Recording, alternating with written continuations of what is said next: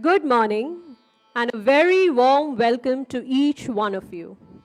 It gives me immense pleasure to open the fourth edition of the Media Conclave here at Sister Nivedita University. And I, Tulika Chatterjee, will be taking you on our journey in this ship to the world of knowledge and freedom. This conclave has, over the years, become the flagship event of our Department of Mass Communication and Journalism. A space where ideas meet voices, where questions meet answers, and where students, scholars, practitioners come together to reflect on the role of media in shaping our world. This year, our theme is both urgent and evocative, representing the unseen, India at the margins and media.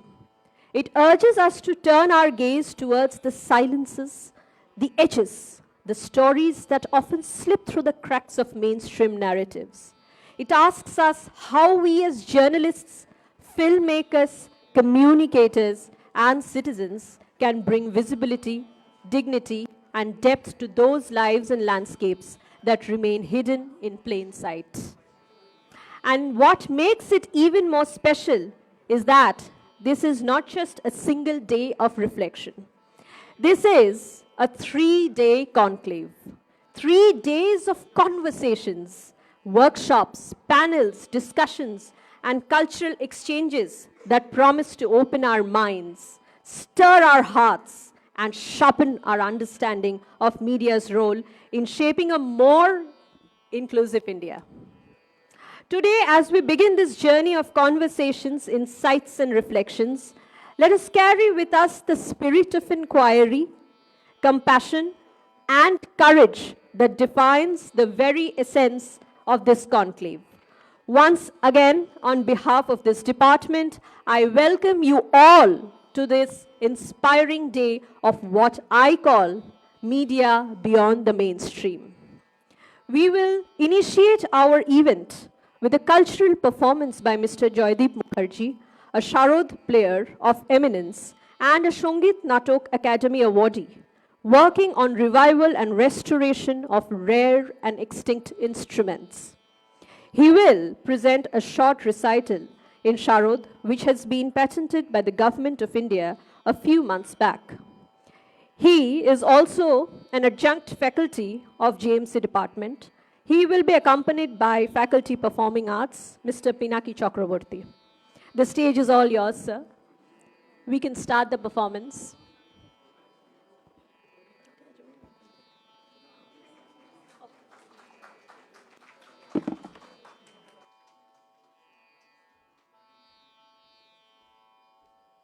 Welcome, sir.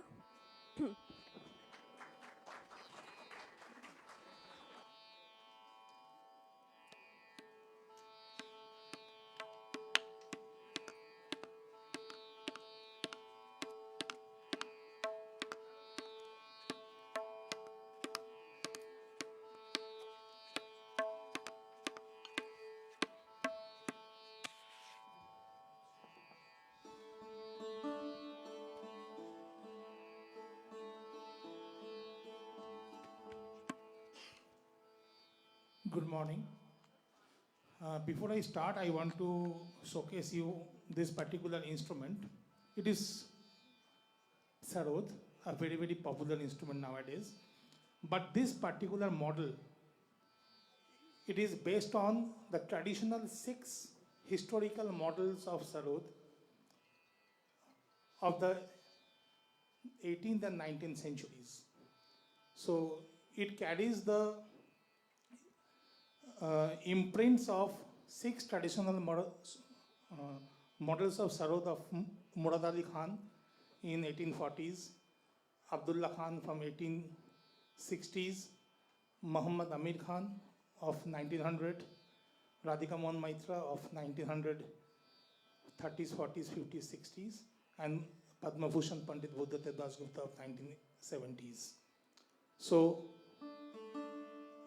when I got this patent, I was having a chat with Minal, and at that point of time I received it and then I showed her the certificate that immediately I just got it. It was in the month of March, month of May. So one thing is which I like to highlight here, that nowadays the traditional sarod is being played in the pitch of C or C sharp, but it is tuned in scale A, which is a very, very unconventional sarod nowadays. So starting my recital for a few minutes. Thank you very much.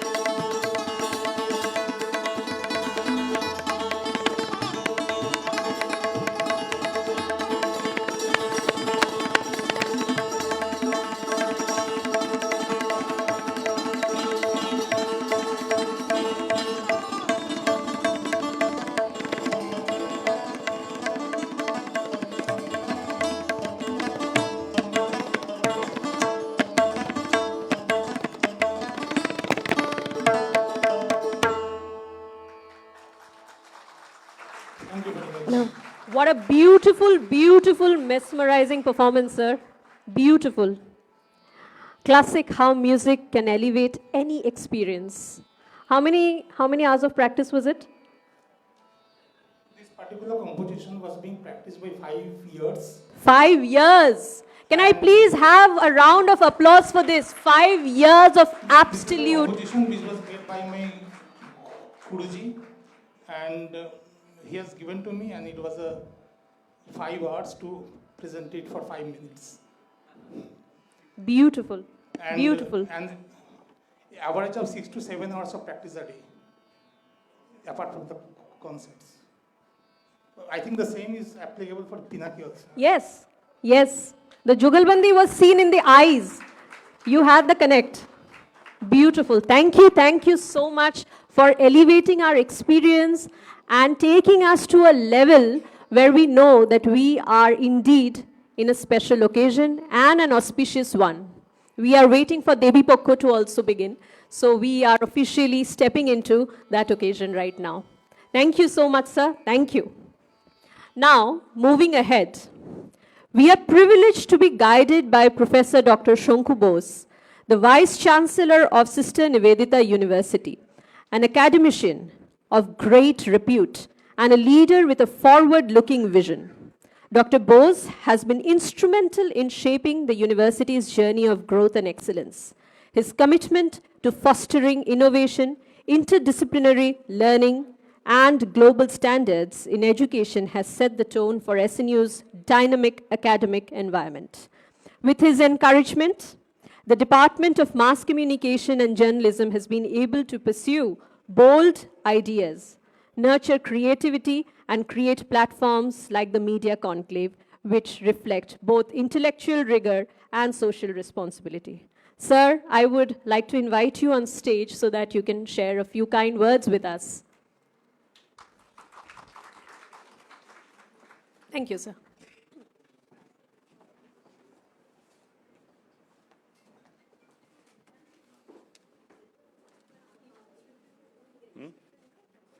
কি নিয়ে নাও নাহলে তোমার স্ক্রিপ্টে পড়ে দেবো হয়তো দেখি script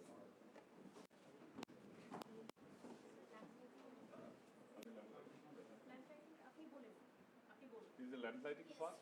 So let's do it, no? Yeah. Yeah, let's do it.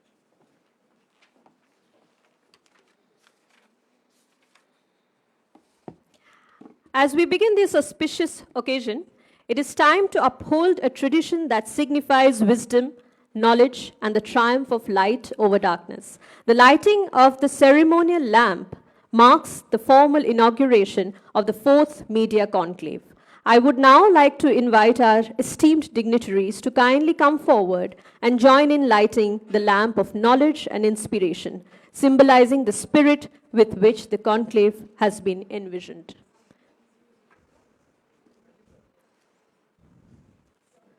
So, if we could just start with the lighting of the lamp and the diya. It's a digital lamp, yes. We are going eco-friendly.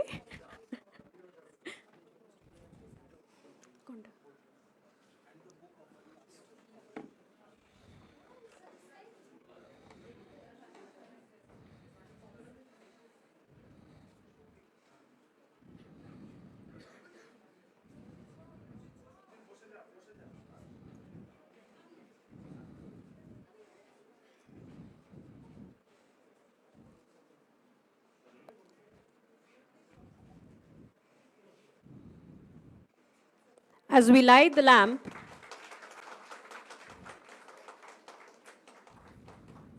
Astoma Sadgamaya, Tamsoma Jyotirgamaya, Mrityorma Amritam Gamaya. The sacred verse is found in the Upanishad, a foundation text of Vedic philosophy of Hindu mythology. Thank you. Ma'am, if you could just stand, everybody, sir, I'm so sorry. We are going to unveil our third book for Media Conclave right now.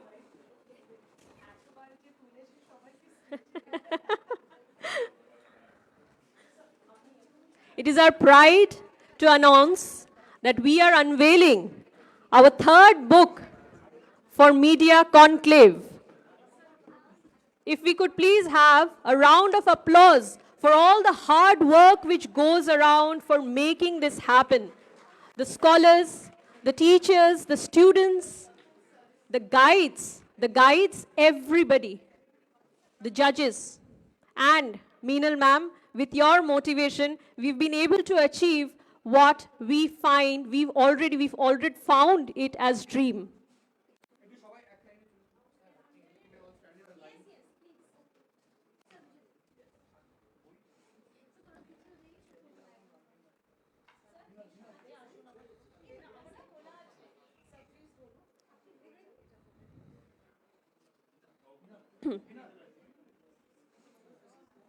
What we conceived as a dream is in our hands right now.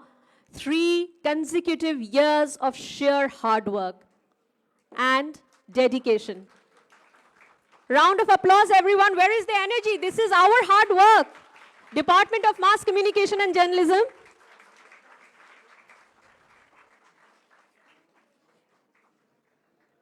The book looks lovely.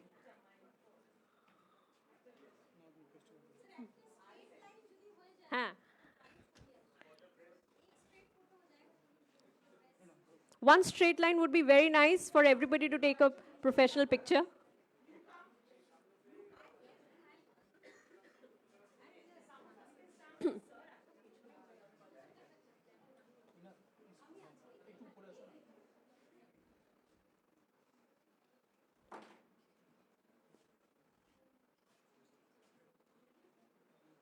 Thank you. Thank you so much.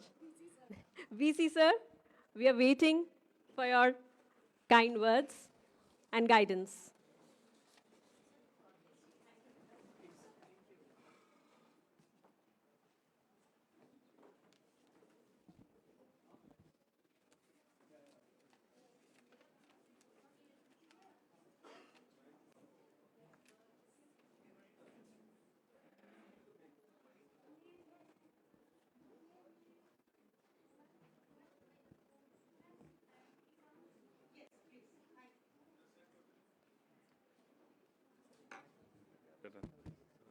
That's fine.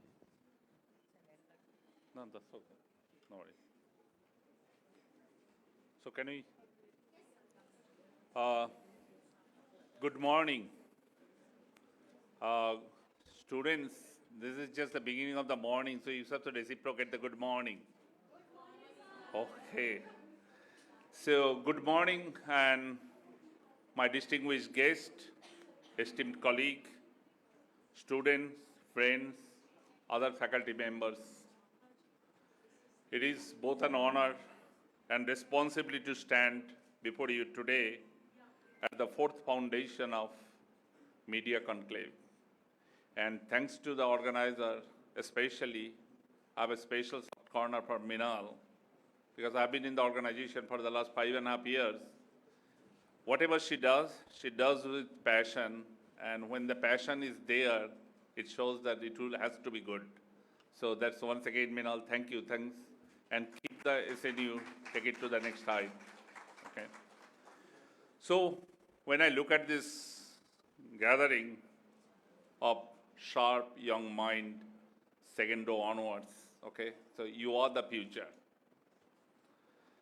So seasoned academician and media professional, I cannot help but feel that we are not just here for a conference. We are here to set an agenda for India. And that's why majority of the people are present decision maker, present country maker, and group of people who's going to shape up and build the country for tomorrow. So this is an ideal blend. We are here today. And thank you once again to the School of Media and Journalism, or Department of Journalism and Mass Communication for the funding. So our themes, when I heard that our theme, representing the unseen, India at the margin and media, So I think entire India, and not only India, beyond India, it is the contemporary and very trendy and the need of the hour topic. I'm sure the next 3 days there will be lots of discussion, lots of exchange of talks is going to happen. But to me, it's not just an academic topics. It's question, to me, it's a moral. So journalism is nothing but is a moral profession. So it's a moral, it's a political, and it's deeply personal. Because the question is poses simple, whose story do we tell and whose story do we ignore? And this school, I think, along with our journalism profession, majority of the course that we forget to teach our young generation, which called ethics. So like in engineering professions, in our schools, we have started introducing the question ethics of engineering. Most of the management school, accounting practice, I think the journalism courses, I know that you are in a different journalism curriculum board and all, and UGC and the other. The ethics of journalism should be taught at least for 3 to 5 credit course. I think that will set the agenda for tomorrow. Because when I grown up, we've seen the journalism in a different view. But when I'm at the retirement age, when I look at the journalist, it's a different view. The society as a whole has huge expectation out of journalism. And journalism, to me, is the first line of justice. So journalist has a real role, and today that the young generation has real craze, that a lot of people are going for the journalism and all, and which is a good sign. But our job, like the front to row, our job to coach them, mentor them, guide them, so that we can see the better India tomorrow. So for decades, the margins of India have been rich in humanity, creativity, and resilience. Yet they remain poor in representation. The irony is striking. We live in the world's largest democracy, yet millions of voices remain unheard. Media then is not just a profession. As I said, it is a front line of justice. Now I'm asking a few questions, so because I'm not from this profession, but I'm a curious person as a normal law-abiding citizen. Are we ready for uncomfortable truth? Because the unseen is not unseen by accident. It is designed to be unseen. And that's the role is for the media. It's unseen because of the systematic blind spot, cultural biases, and sometimes the sheer convenience of ignoring. To me, that particularly the people, those who are decision makers, or fortunately they are in the different path, the ignorance or silence is considered to be the equal violence. Because you are silent doesn't mean, since you are not directly impacting, but you are impacting as a whole, the whole system, because people have entrusted you to raise the voice, and you have to raise the voice on the right platform. So silence is not always support and make your moral to be good.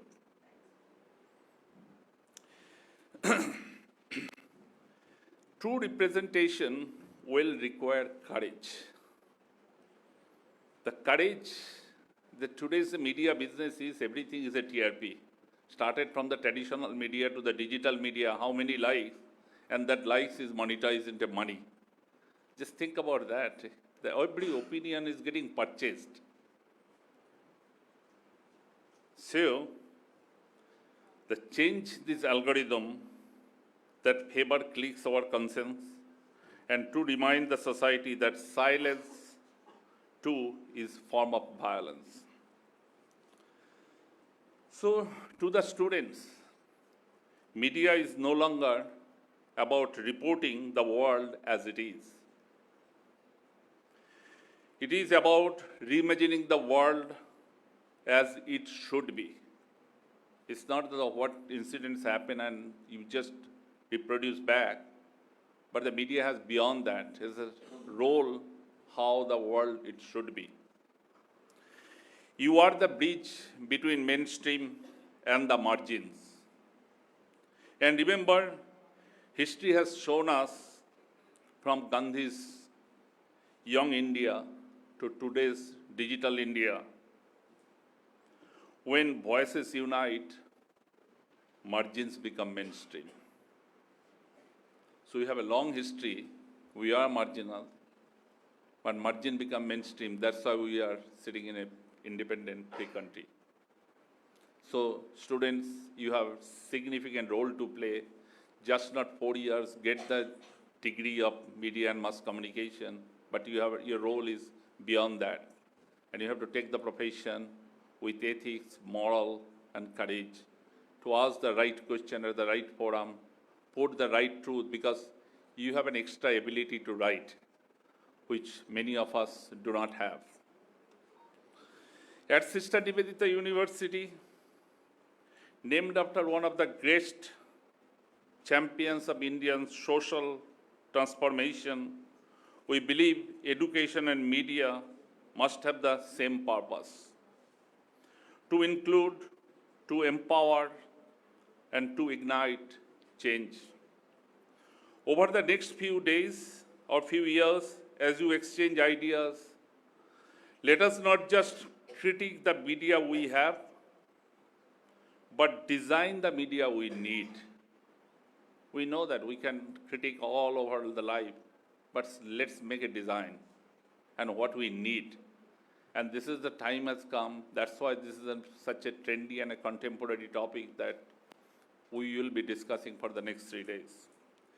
A media that is not just free, but it should be fearless. A media that is not just fast, but should be fair.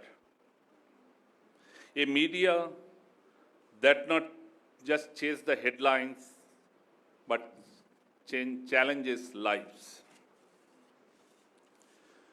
So let us make this conclave more than an event. I do not want to extend further. There are a lot of speech, a lot of agenda, but let's make it a movement, because the true measure of the gathering will not be in the paper presented or few talks, panel discussions and so, but in the voice amplified that will leave this hall. Thank you. Let's together make the unseen to seen, heard, and remember. Thank you.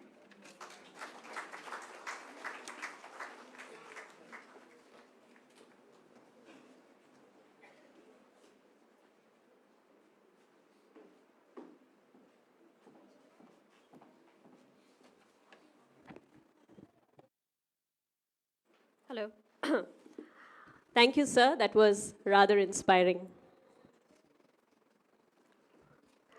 We take pride in the presence of Professor Dr. Dhrubajyoti Chattopadhyay, the Pro-Chancellor of Sister Nivedita University, an eminent academic leader and researcher of international standing. Dr. Chattopadhyay embodies a rare blend of scholarship and vision. His long and illustrious journey in higher education has been marked by a commitment to pushing boundaries of learning and fostering an environment where ideas can flourish freely. As Pro-Chancellor, he brings with him not only decades of academic excellence, but also an inspiring belief in nurturing institutions that create impact beyond classrooms. His guidance adds depth and direction to endeavors like today's Media Conclave, making them platforms of true intellectual exchange and social relevance. I would like to invite on stage Sir for a few kind words.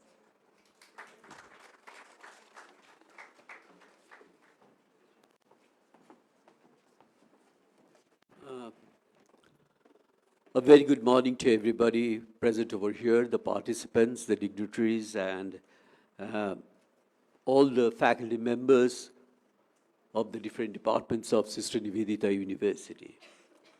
Now, this media conclave has got a very important history behind it, that when it has been done the first time, we are thinking about that how we are going to organize it and what are going to be its topics. And then from that particular day, this conclave started to think about how to educate the system itself with the things which are very, very important and which are contemporary. And in that way, what we could find out today in the fourth media conclave, we are all together.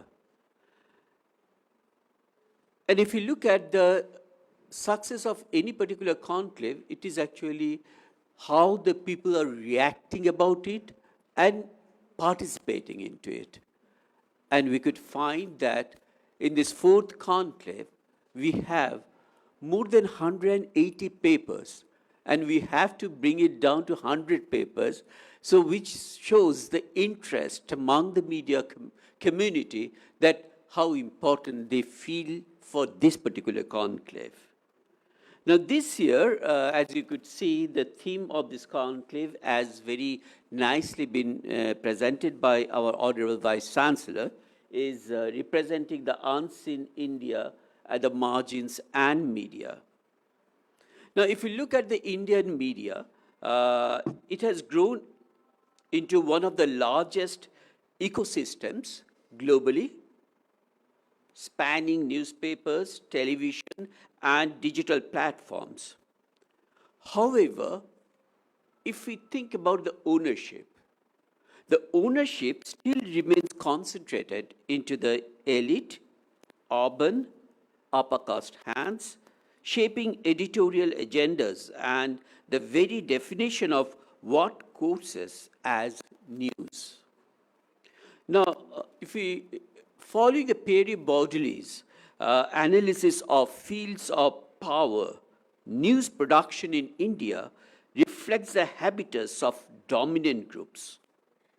Marginal communities are typically included only where they fit into frames of victimhood, violence, or actually in this selective inclusion, which is a form of symbolic violence that ascends hierarchies rather than dismantling them. Now, digital platforms then complicate this landscape.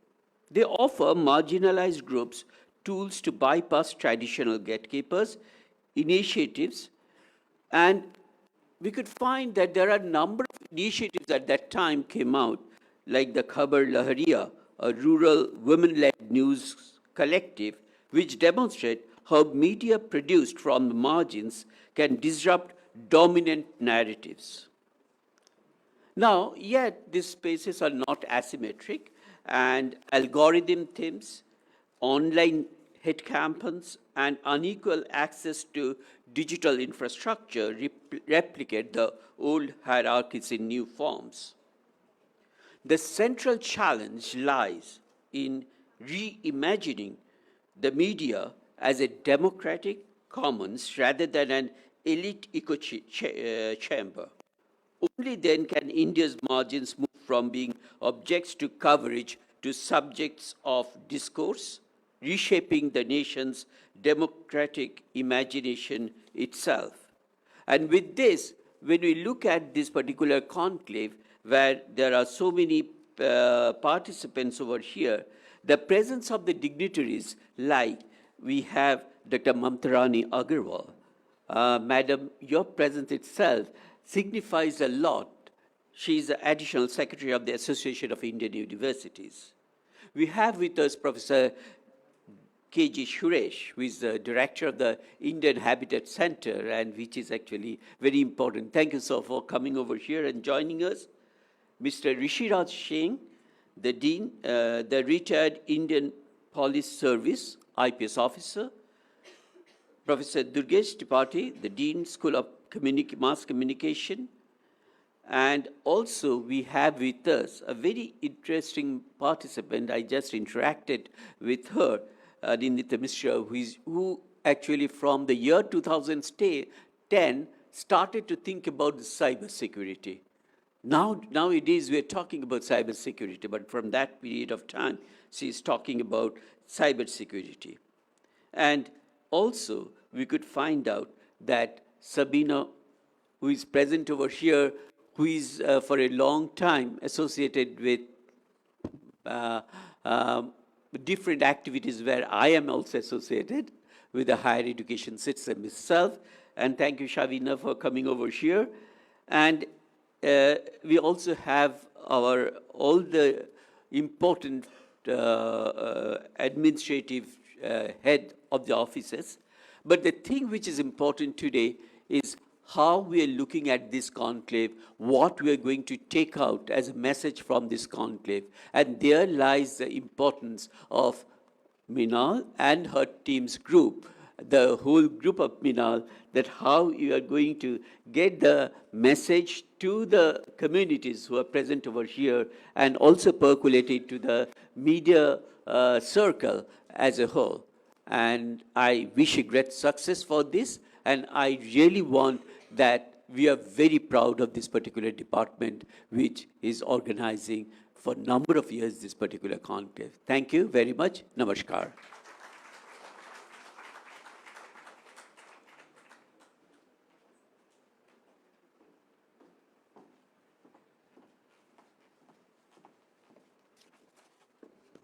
Thank you so much, sir, for your valuable thoughts. It is now my distinct honor to invite Professor Dr. Meenal Parikh, Dean of Media Communication, Fine Arts and Design and Drama, and the President of the 4th Media Conclave, a visionary academic and an inspiring leader. Professor Parikh has been the driving spirit behind this conclave, nurturing it into the flagship event of our department. With her guidance, this platform has become a confluence of creativity, critical inquiry, and meaningful dialogue. May I now request Professor Dr. Parikh to grace the stage and share her kind words with us. Ma'am. Come on, students. What happened? It's just the AM right now. So very good morning. I don't know whether it's morning or afternoon now. Thank you for all dignitaries for having this patience. I know taking time from them is a big task, and that I've managed to. So I'm really grateful to everyone who's present, all the dignitaries and Vice Chancellor Sir, Pro Chancellor Sir, and all the other dignitaries who've come down today, along with students and faculty members. I would not speak much because there are bigger faces and bigger personalities here. I would just say this is the 4th year. And 5th year, we are trying to make it an international conference. So need your blessings, need support from everyone who's sitting in the first row. Please support us. You've been supporting us. And very humbly, I would say that Sister Nivedita University has nurtured me since I was in industry for more than a decade, and I decided to come into academics with a little stint in another university. But actually, I would say that Sister Nivedita University has shaped me as an academician by every opportunity that I wanted. I never heard no. And for that, I would just, my heartfelt gratitude to everyone. VC sir. So whenever I go with something, I am never said no. And that has made me very confident. So the confidence that you see today is because of that. So I'm very, very grateful to my team at SNU who has given me this confidence. Thank you so much for coming today. And that is all from my end. We'll be seeing each other for next 3 days. Let me just inform that we got 150 paper applications and submissions, and we could finalize 102 eventually. So this time we've crossed century, and I'm very happy. And next year, if it's international, we would want to go globally. And there I would need a lot of support because it takes almost a year time to organize everything. And next year, of course, will be infrastructure-wise, we'll be having more wings. So I'm expecting that it'll be more grand. And thank you so much from my end. Thank you so much.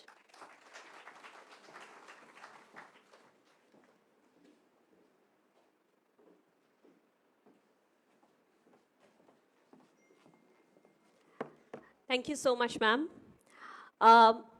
One personal note from my end is the confidence she's talking about that VC sir often gives to most of us, all of us, she herself doesn't gatekeep it.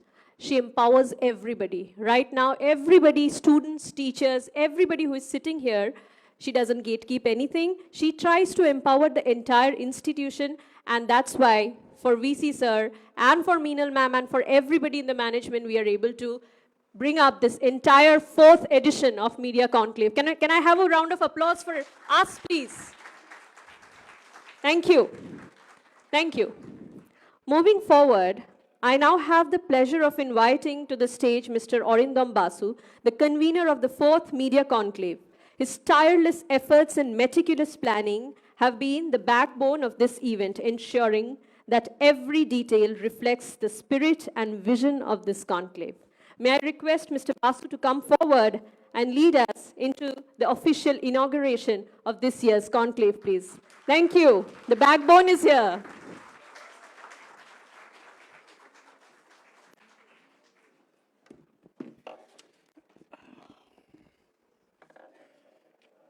Good afternoon and a very warm welcome to all.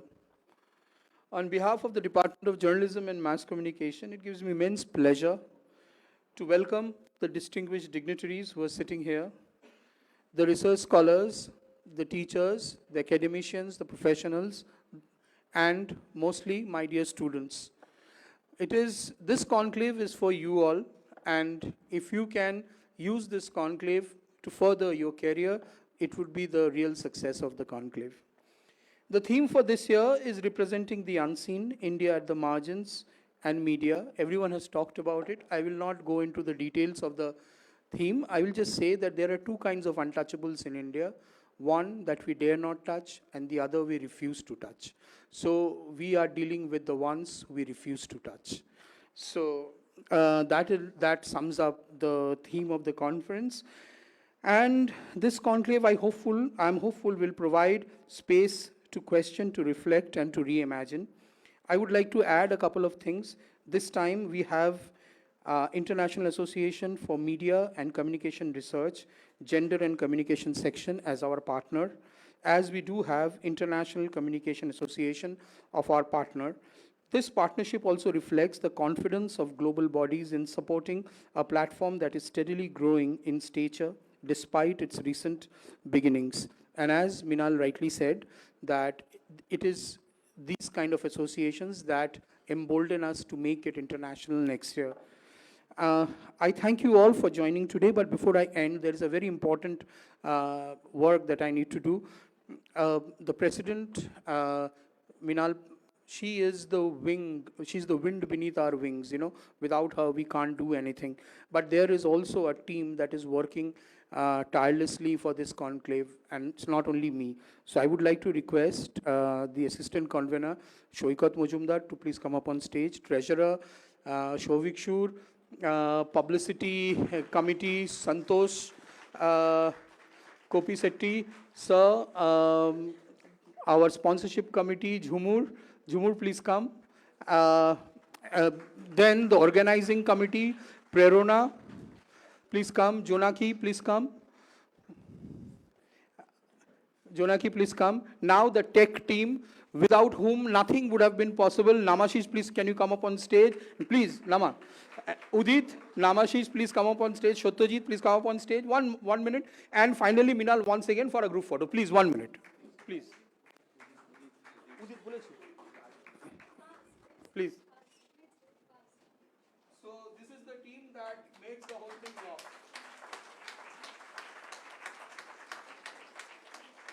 Thank you so much.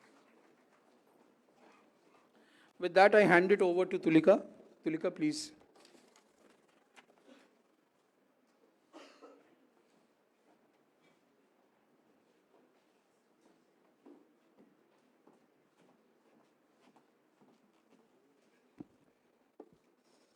Every time somebody comes up, I have to fix my mic. Thank you. Thank you, sir. Few journeys embody courage, vision, and leadership as powerfully as that of Dr. Mamta Rani Agarwal. From breaking barriers as one of the first lady pilot officers in Indian Air Force to shaping the future of higher education in India. Her story is both inspiring and transformative. Currently serving as Additional Secretary of the Association of Indian Universities, Dr. Agarwal has held distinguished positions as advisor at AICTE, Joint Secretary at UGC, and Director of Education, New Delhi. A commanding orator and global voice, she has represented India at world forums, including the UNESCO World Higher Education Summit and Columbia University, among many others. She has been the architect of pioneering initiatives such as National Teachers Awards for Higher Education, and under her leadership, the ATAL Academy earned national acclaim for its contribution to faculty development. Today, she continues to influence academic policy and governance, serving on several boards of governance, including NIPER Kolkata as nominee of Honorable President of India. We will shortly play a video for her, after which I would like to invite our respected Vice Chancellor, Sir, Professor Dr. Shonku Bose, to felicitate her and honor her. If we could please have the video, please.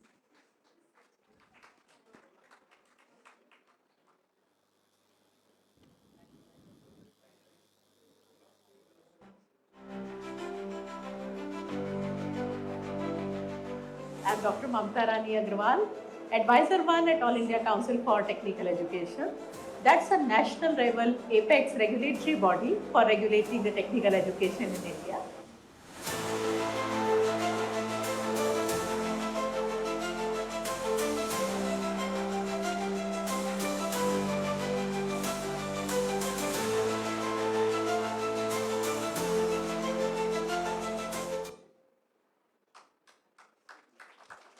Can I have a round of applause for her, please? She is the inspiration of today, the woman of today. Can you see? Sir, if you could please come and felicitate Madam.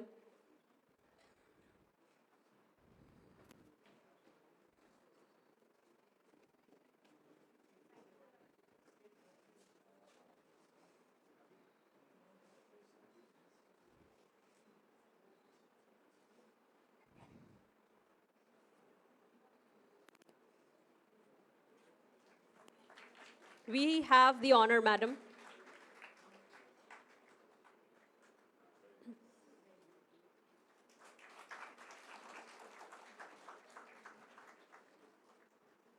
Little token from us. It's a small token, but token of significance from our VC sir's end.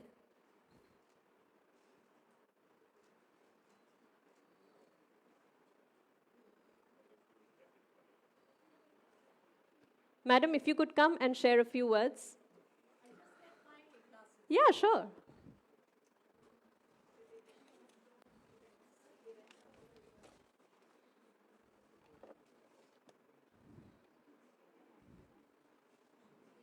We have Dr. Mamta Rani Agarwal for us on stage, Women of Today.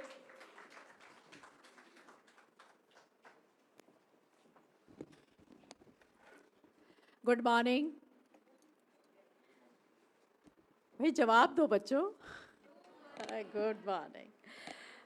Sri Satyam Rai Chaudhary, Honorable Chancellor, Sister Nivedita University, very distinguished Vice Chancellor, my very, very distinguished colleagues, KG Suresh ji, Dr. Tripathi, and so many others, all the dignitaries that are sitting in the first row, and above all, my very, very lovely students, the star and darling of today, Meenal ji and Mr. Bose, who really made two very, very powerful lines. I can see him right there. that, two types of people. We dare not touch and we refuse to touch. But I think today, at least in the conclave, we should try to touch both of them. And we should try to make our students so inspiring, so motivated that they want to touch both of them. It is my honor, it is my privilege to stand before all of you at Sister Nivedita University for 4th National Media Conclave for this inaugural session.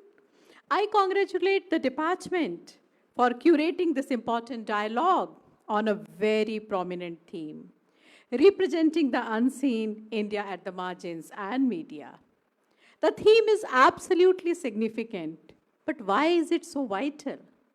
Because invisibility is not just the absence of sight, it is the absence of voice, the absence of recognition, and often, very, very often, as the Pro-Chancellor Sir was saying, the absence of justice.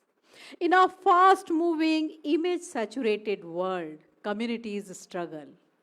And even acts of resilience remain outside the frame, much often outside the lens. They are unseen, not because they lack stories, but because we have yet not learned to listen, amplify, and represent them fairly. Here lies the power and responsibility of media. Beyond headlines and sound bites, the media has the ability to bring the margins to the center, to make visible what society chooses to ignore, and to awaken public consciousness. I really want to confess something. Media is not my domain, it's not my topic. So when I was asked to deliver this inaugural address, I was wondering what to speak on. Because the kind of depth this particular room and media personalities have, I definitely don't have. So as any sensible mother would do, I spoke to my 21-year-old son who lives and breathes media and said, explain your generation to me. Because primarily I want to talk to students, to our future journalists who will bring everything to the center. That is the utopian world I really dream of. He did not give me a thesis. My son did not give me a thesis. He gave me a mirror. We are smart, very smart. But we are also very vulnerable. We are direct and outspoken. We feel strongly. We are real go-getter. And a word of caution, a line. Just don't talk about us. Talk to us. And I think this was the most powerful one. And around the same time, in fact, like some of the movies, you have Metro or Metro Indino, where there are 3 different stories or 4 different stories, and then finally they try to weave it together. I shall also try to weave few disconnect initially may look like to weave together. I heard Sam Altman telling Nikhil Kamath on a podcast that this is the most exciting time in the history to start a career. In a vibrant, rapidly changing world, the tools, the resources available to a 20-something today are absolutely unprecedented. That line struck with me because it is not about technologies. It's about the opportunities. It is about the platforms. It is about the lenses that are available to us. A Viksit Bharat and everything, whatever we do, is finally for making lives better and making a nation better. And the envisionment that our Honorable PM has given us, that is Viksit Bharat, it is much more than a $5 trillion or maybe a multi-trillion dollar economy or a skyline of shining towers. It is a society where dignity, equity, and opportunity touch every life, rural and urban, women and men, persons with disabilities, LGBTQIA plus communities, linguistic minorities, migrants, tribals, the elderly, the young. A developed India is an inclusive India, an equitable Bharat. This year's conclave, representing the unseen India at margins in media, is a necessary challenge. Whom do we render visible? Who gets the frame, the narrative? who really, really gets to frame the narrative. Media is the imagination engine of our country, our developing nation. It tells us who counts, whom we can touch, whom we refuse to touch, who belongs, and what is possible. When our films, newsrooms, streamlined platforms, campus publications, and creator ecosystems widen the frame, society follows. And just, all of a sudden, I'm reminding of a very beautiful movie, Rang De Basanti, a film about friendship that grows into citizenship, about ordinary students who do something absolutely extraordinary. It captures something timeless about Indian youth, and right now I'm talking to each one of you. When you give them something worth believing in, they don't ask, why me? They don't ask, why me? They ask, if not me, then who? And each one of you need to ask, if not me, then who? I shall not focus on problems because it is clear, it is imperative, it is written on the board, and each one of know. Rather, let me try to do something. Can we think of some big ideas rooted in one simple truth? The essential human conditions are love, trust, create. Love is how we include everybody. Creation is how we build, and when we pair them together, we get value added, growth shared, development is holistic, agency is respected, and the magic of compounded effort over time. So what all we can do? Anyone, I'm sure you have written a lot in your research papers, but some ideas as somebody who is not from media, but has been working for a long time in the governmental policy. From tokenism to true representation. Representation is not a checkbox. It is an editorial stance. Ask any young viewer. They can spot tokenism from a mile away. So let us make few shifts from adding a face, adding any face, known face to get the TRPs, to share the mile. Don't merely cast diverse characters, hire diverse writers, producers, editors, anchors, showrunners, and crew. If you are a student leader, set a simple rule for your campus magazine or podcast. Every editorial board, every panel, every byline list should ask, who is missing from the table? So what you should be asking next time? Anybody? Everybody is sleeping or listening? I'm asking the students. So what was the question? So every time you have a podcast, every time you make a story, every time you make a headline, you are in newsroom, you are at the editorial board, what question should you be asking? Who is missing from the table? Okay?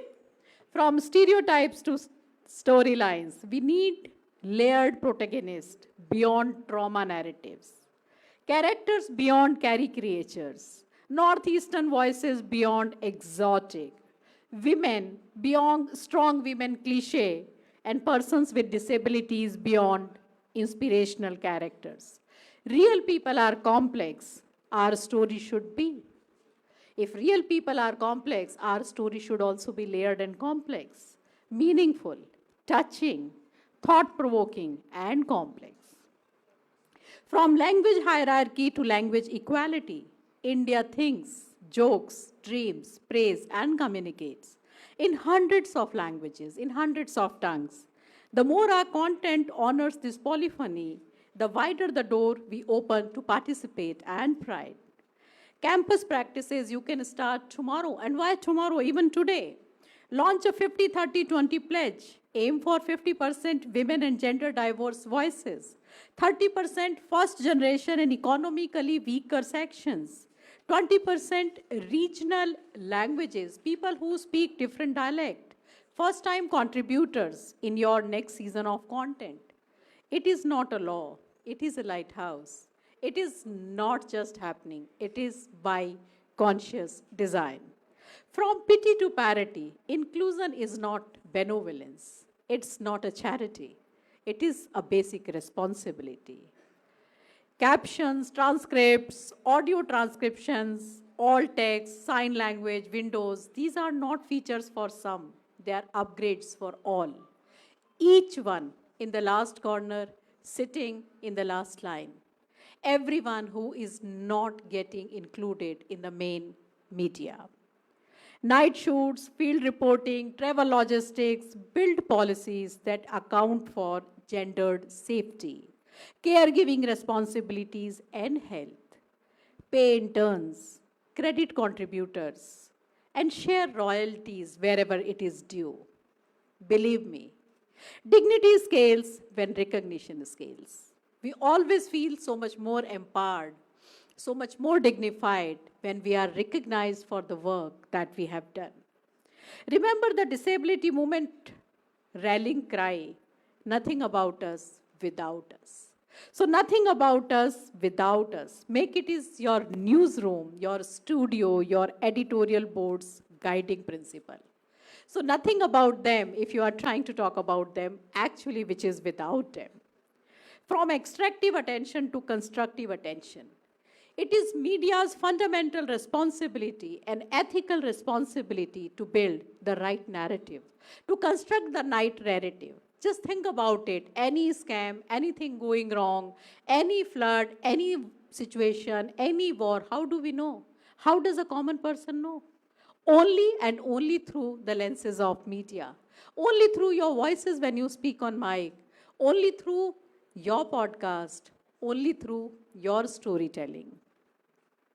Long form that is deeply sourced, documentaries that linger, podcasts that listen, films that touch. Not just click and watch time, track, time well spent. Did our story inform? Did our story empathize? Did our story sensitize? Did our story mobilize? Build bridges, not bunkers. Polarization is much easier. Consolidation is much, much easier content. Reconciliation needs courage. So rather be courageous than actually going the easy path down. A practical newsroom habit, any kind, whether it is print media, it is any kind of media, before publishing, before going through, run the 4 questions. Who is missing? Who is missing? Who could be harmed? Who benefits by my podcast? What evidence will show which will make things better for a better community, for a better society, and finally, for a better nation? Universities like Sister Nivedita University, these are not just campuses. These are not brick and mortar. They are test beds for future. If you are a student, teach one. Here are 3 projects you can pilot even within a semester. The 100 challenge, 100 stories, 100 days, from 100 communities across districts, dialects, disciplines, partner journalism with innovation, with design, law, public health, engineering, disabled, and whatnot, and so on and so forth. Diversity is not just about who speaks. It is about what kind of knowledge we bring on table. What kind of narrative are we building? Is it the right narrative? Is it the moral narrative? Is it the correct narrative? And whom is, again, the same 4 questions.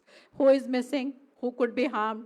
Who benefits? What evidences will show that will make things better? A peer-led program where students audit their own media diets, map their own stereotype leaks, and redesign storyboards and inclusion guardrails. Treat biases like a bug. All the biases to be treated as bug and ship a patch. Read against your own algorithms. Follow people you absolutely disagree with. Talk to people you just do not like. Listen to diverse voices. Curate across regions and languages. Empathy grows at the edge of our feeds. Empathy grows at the edge of our disliking, where we just don't like the person and does not want to listen to the narrative. Build with others, build with each other. Seek collaborators, older and younger, urban and rural, STEM and humanities, mainstream and margins.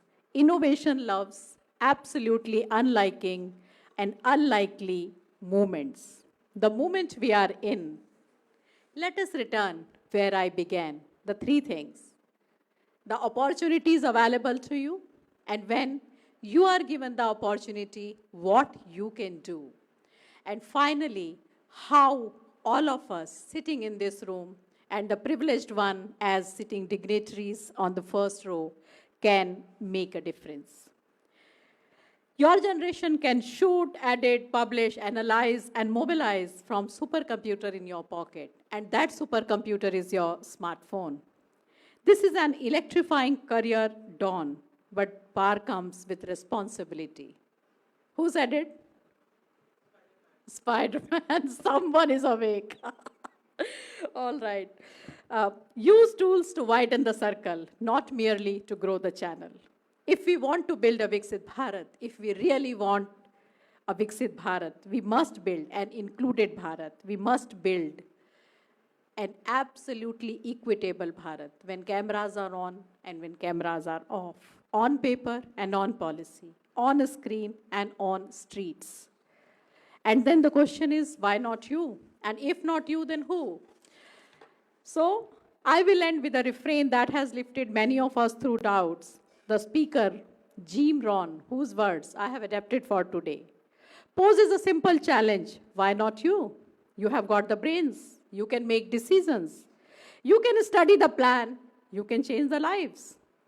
In the next few years, you will all grow immensely. You are the future stars. You are the budding journalist. Anybody you talk about, from Veer Sangvi to Barkhadat or Kalki or anybody, tomorrow we all will be watching you. So make your dreams come true, but make them come true by doing the right work, by doing the moral work, by doing the correct work. You can build a wall around your family, around your community, around your nation to make it inclusive, to make it holistic, to make it equitable. You can become anybody you want to be. So why not you? I am here to pledge support, to amplify your work, to open doors wherever I can, and to learn from you. Each one of you, I must. So 3 steps. Tonight, text one person outside your usual circle and ask what story they want to be told, which actually nobody covered because nobody was interested, refused to listen or refused to touch. This week, pitch one piece that replaces a stereotype with a human being. This semester, start one project that someone unlikely to lead, someone unlikely to sponsor, someone unlikely to support. Your generation is smart and vulnerable, candid and courageous, deeply feeling and deeply doing. You are the bridge from imagination to institution. And I am sure all of us together can build a Viksit Bharat, an inclusive Bharat, an equitable Bharat, which is for all, one and all. And just to conclude with Khalil Gibran's word, self is a sea, boundless and measureless. Each one of you sitting there is a sea, boundless and measureless. So rise, go, create, include. If not you, then who? When the youth learn to care with vision, when the youth learn to care with vision, create with courage, and include with compassion, the media becomes the canvas on which a Viksit Bharat is painted. Each one of you go and paint a beautiful picture, a beautiful scenery of an equitable and inclusive a Bharat where everyone is celebrated and every diversity is truly, truly celebrated. I, as a first generation learner, is an example of what education can do. And so is it for each one of you. Thank you so very much for inviting me here, Sister Nivedita University. Truly honored. Jai Hind, Jai Bharat. Thank you.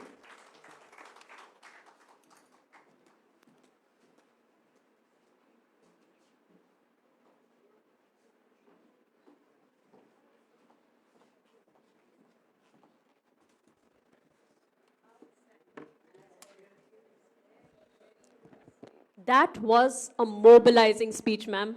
Mobilizing. And when we say it, woman of substance, woman of beauty and substance, I would say over here. Thank you so much for moving us from our chairs and making us think twice about what are we doing in life. Next, it is our honor to felicitate a distinguished media visionary and educationist, Professor Dr. K.G. Suresh. He currently serves as director of the India Habitat Center and has previously held esteemed positions as Vice Chancellor of Makhanlal Chaturvedi National University and Director General of the Indian Institute of Mass Communication.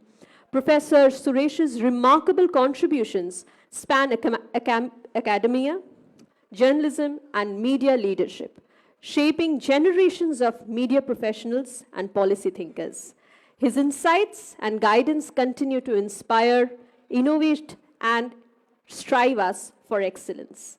We will play a short video in his honor, after which I would like to invite our respected Pro-Chancellor, Professor Dr. Dhrubajyoti Chattopadhyay, to felicitate with pride and honor Dr. K.G. Suresh. Can we please have the video, please?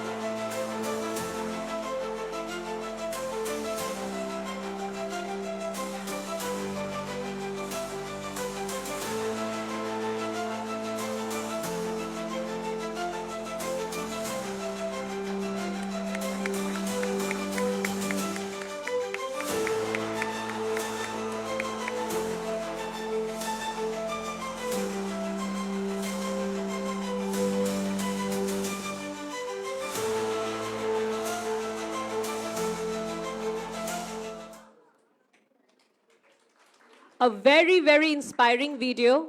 If we could please have Dhrubajyoti sir, our Pro-Chancellor, so that we could felicitate Mr. K.G. Suresh, an inspiration within himself, within us.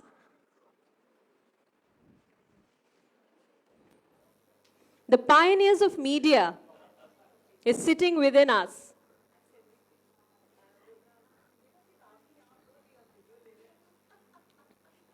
It almost surprises us.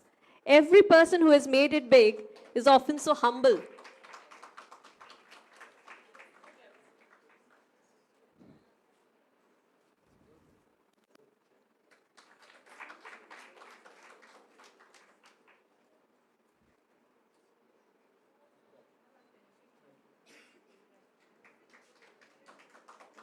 Thank you so much, sir.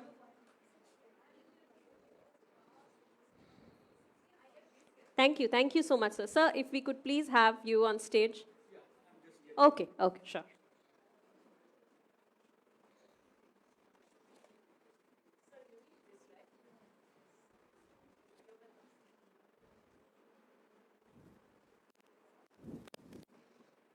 A media visionary, Dr. K.G. Suresh, on stage for us.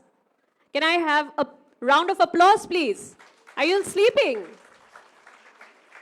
Sir, stage is all yours.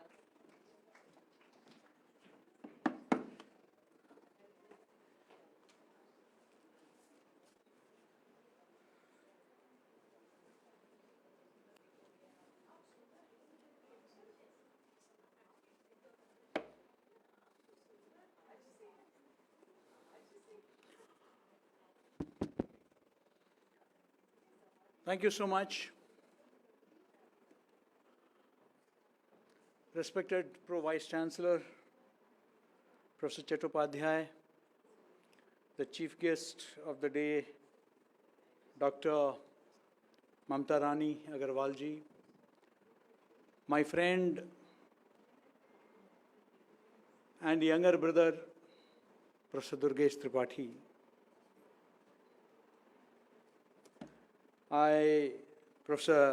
Mr. Rishiraj Singh, a senior police officer who was, who is present here today, Professor Shabina Omar. And I also see my other friends, including my former colleague at Doordarshan, Snehashi Sur, and of course in Delhi, our dear Dada, Jayanto Ghoshal, and from the department, my dear friend, and somebody who has established in an era when almost every university has a media department. I must give full credit to Professor Meenal Parikh for establishing the presence of Sister Nivedita University at the national level. I mean, in fact, this National Media Conclave over the years is becoming a must attend for media educators.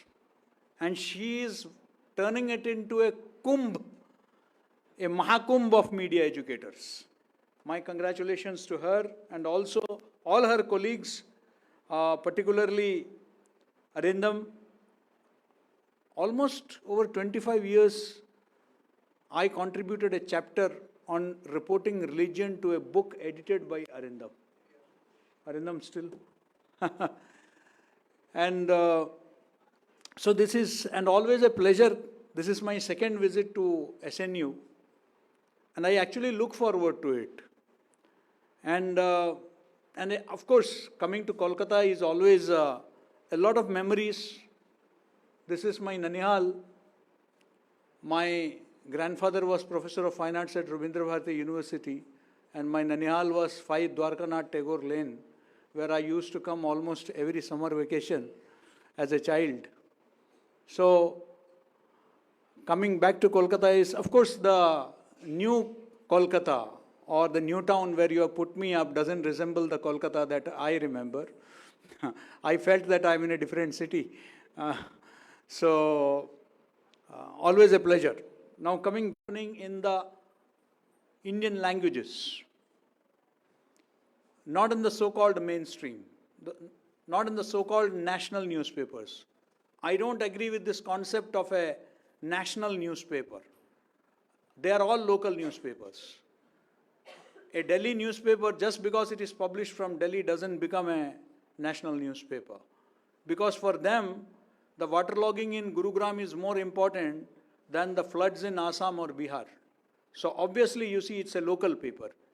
I don't think it's a national paper. So there is nothing called national paper. We are in the era of local and hyper-local. Friends, 2 things, because I have got a detailed presentation post-lunch, so I don't want to take much of your time. I'll just very briefly sum it up a couple of points, since we are talking about the theme. Please remember that there are 2 things which have shaped Indian media. One, the ownership patterns. 2, technology. Ownership patterns, there used to be a time, I was the vice chancellor of a university named after somebody by the name Pandit Makhanlal Chaturvedi. Somebody who, from his own pocket, he used to run the newspaper. Our freedom fighters, most of them had their own, establishment. There was no corporate ownership. In fact, Mahatma Gandhi refused to accept any advertisement for his newspapers. That was the kind of journalism that we had practiced pre-independence. But then over the years, from a mission, it became, as they say, from mission to commission, and from commission, it has become business, pure business. Now, in this age of business, what does it mean? Bringing out a newspaper means, or a television channel, the objective is TRP, circulation. So the IRS and NRS figures are important. The BARC ratings are important. Now, in that, what are you looking for? You are looking for target audience. You are looking for example, Do you know that a newspaper, production cost of a newspaper is not less than 30 to 40 rupees? Not less than 30 to 40 rupees to produce a decent newspaper. And the cost you pay is 4 or 5 rupees. So somebody else is paying 25 rupees, somebody else is paying 35 rupees. Who is paying this 35 rupees? Who is paying this 25 rupees? And if somebody is paying 35 rupees, then the newspaper is going to carry his or her voice, not your voice, because you are only paying 5 rupees. Remember that. So it is the big business, the big advertisers, the big corporates who are putting in money. And obviously the media will talk about, them only, not about the people who are going to pay 5 rupees. But then we are talking about people who are not even paying the 5 rupees. And that is representing the unseen. How do they matter? To a newspaper in Delhi, what is happening? P. Sainath had famously said in Everyone Loves a Good Drought, he had famously said that, there were only a handful of journalists, senior journalists, accredited journalists who went to cover the drought in Vidarbha. But hundreds of accredited journalists turned up to cover the Lakme India Fashion Week. So what are our priorities? So we are only catering to our target audience. My audience in Delhi itself, if you look at it, you have anything happening in any part of South Delhi is a 4-column news. But anything happening in the slum area is dismissed in the city briefs. Why? Because a person staying in the Jhuggi Jhopadi cluster is not reading your newspaper. The person in South Delhi is reading your newspaper. So you are only catering to the people who are reading your newspaper. So that is one thing that you should remember when we talk about this. So these are economic factors, business factors. 2. And that's where I'm going to end. And that's that second critical factor, that's technology.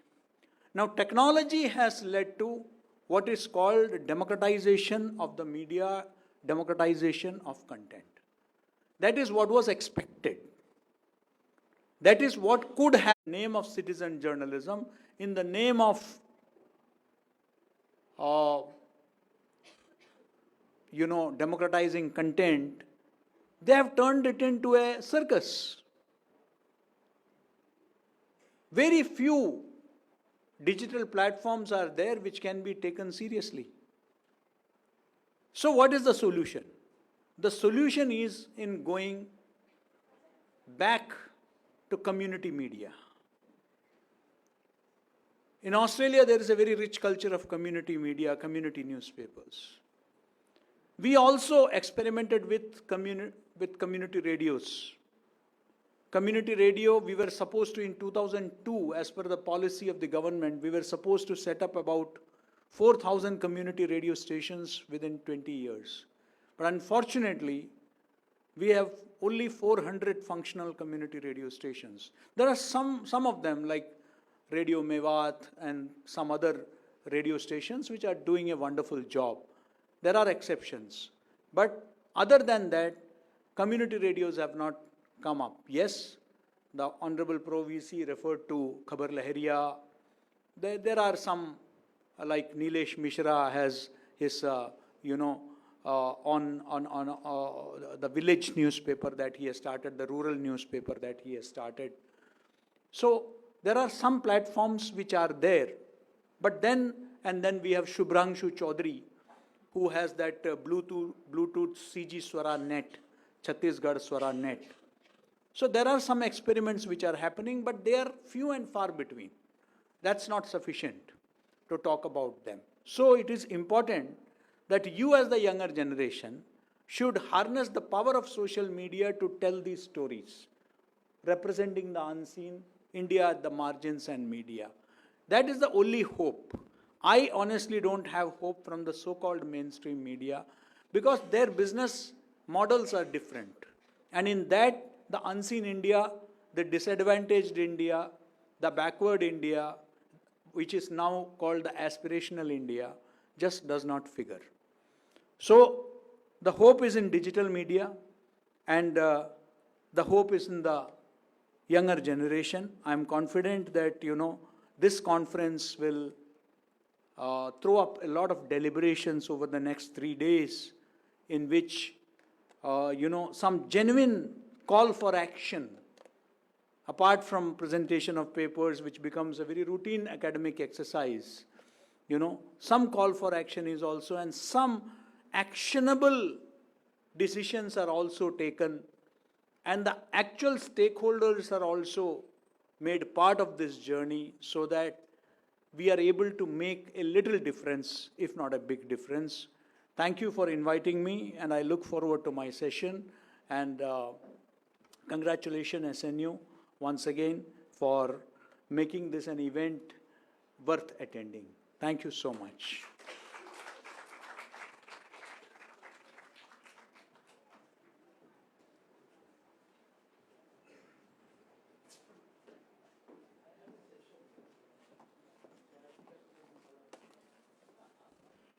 Thank you so much, sir. This is how it feels when experience speak. How is it? How do you feel right now? Are you sleeping? No? No. No. How would I believe it's no? No. Yes? Can I see your hands? Both. Yes. Thank you.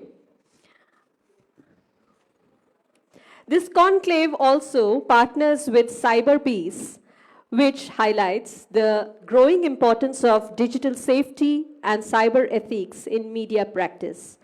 And Grooving Kolkata, which adds a creative dimension to the conclave by integrating culture and youth-driven culinary expression into its fold. Pantaloons added a selfie booth to keep the Gen Z trends in place. Together, these partners underscore the conclave's forward-looking vision. Adding to the academic weight of this year's conclave are two internationally renowned education partners, the International Association for Media and Communication Research, IAMCR, Gender and Communication Wing, and the International Communication Association, ICA. Their involvement situates the conclave within a global framework of critical media scholarship, ensuring that discussions resonate beyond India. Powered by Grooving Kolkata, and our official sponsors for the event is Shopper Stop, Pujor Pratham Stop. Thank you so much. As we know, we have shopped so much from Shopper Stop, and we are yet to go again because Pujo is just 10 days away. Thank you so much, Shopper Stop. Thank you so much. Everybody, every sponsor, every partner who has made this event possible. Thank you. As we move ahead, it is with honor that we are going to felicitate Mr. Raj Singh, IPS of the 1985 Kerala cadre, a distinguished officer whose career has been defined by integrity, courage, and transformative leadership. From serving as Police Commissioner of Cochin and Calicut to his tenure as DIG in the SPG and Joint Director of the CBI, where he played a pivotal role in uncovering the Adarsh scam, Mr. Singh has consistently demonstrated exceptional dedication.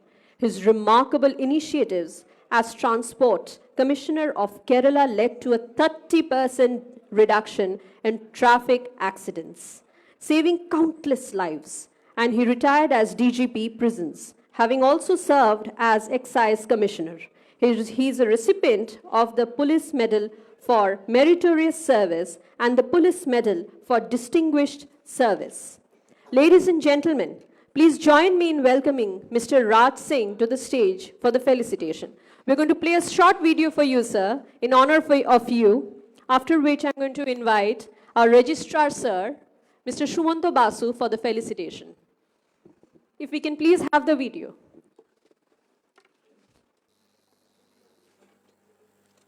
Welcome, sir.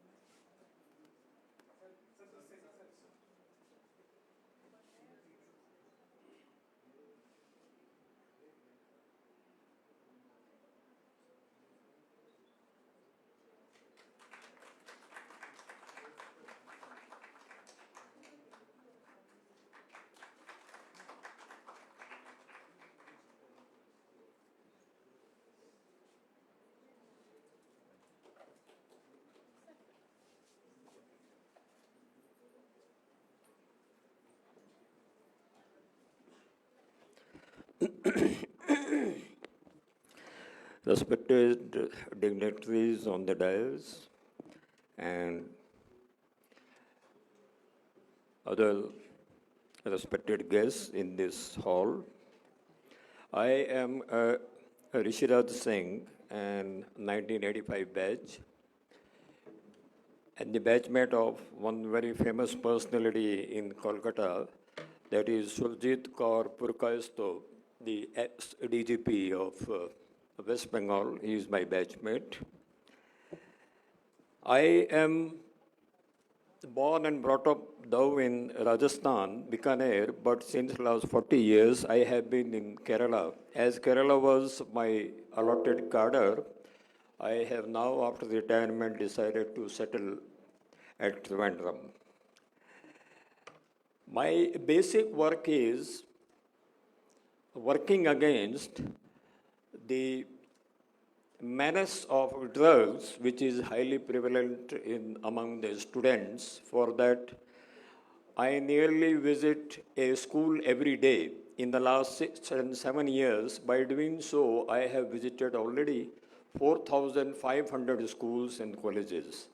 Kerala, as you know, like any other state of India, having a serious problem of drug prevalence among students.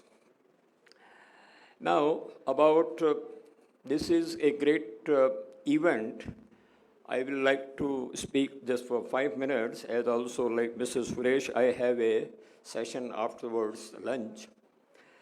Now, if you see the definition of media, there are 3 main important things are included. The one is film, TV, and newspaper. Now, a lot of people spoke here that what should be reported in newspapers, what should be shown in the film, etc. But I have my different views. I am having a feeling that today's generation is neither watching realistic films, nor reading newspapers, and hardly watching TV. Everybody is onto their mobile phone.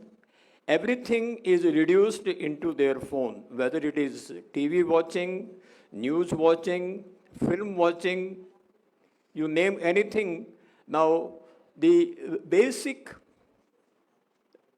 sources of information are something where the people are not going. Take, for example, films.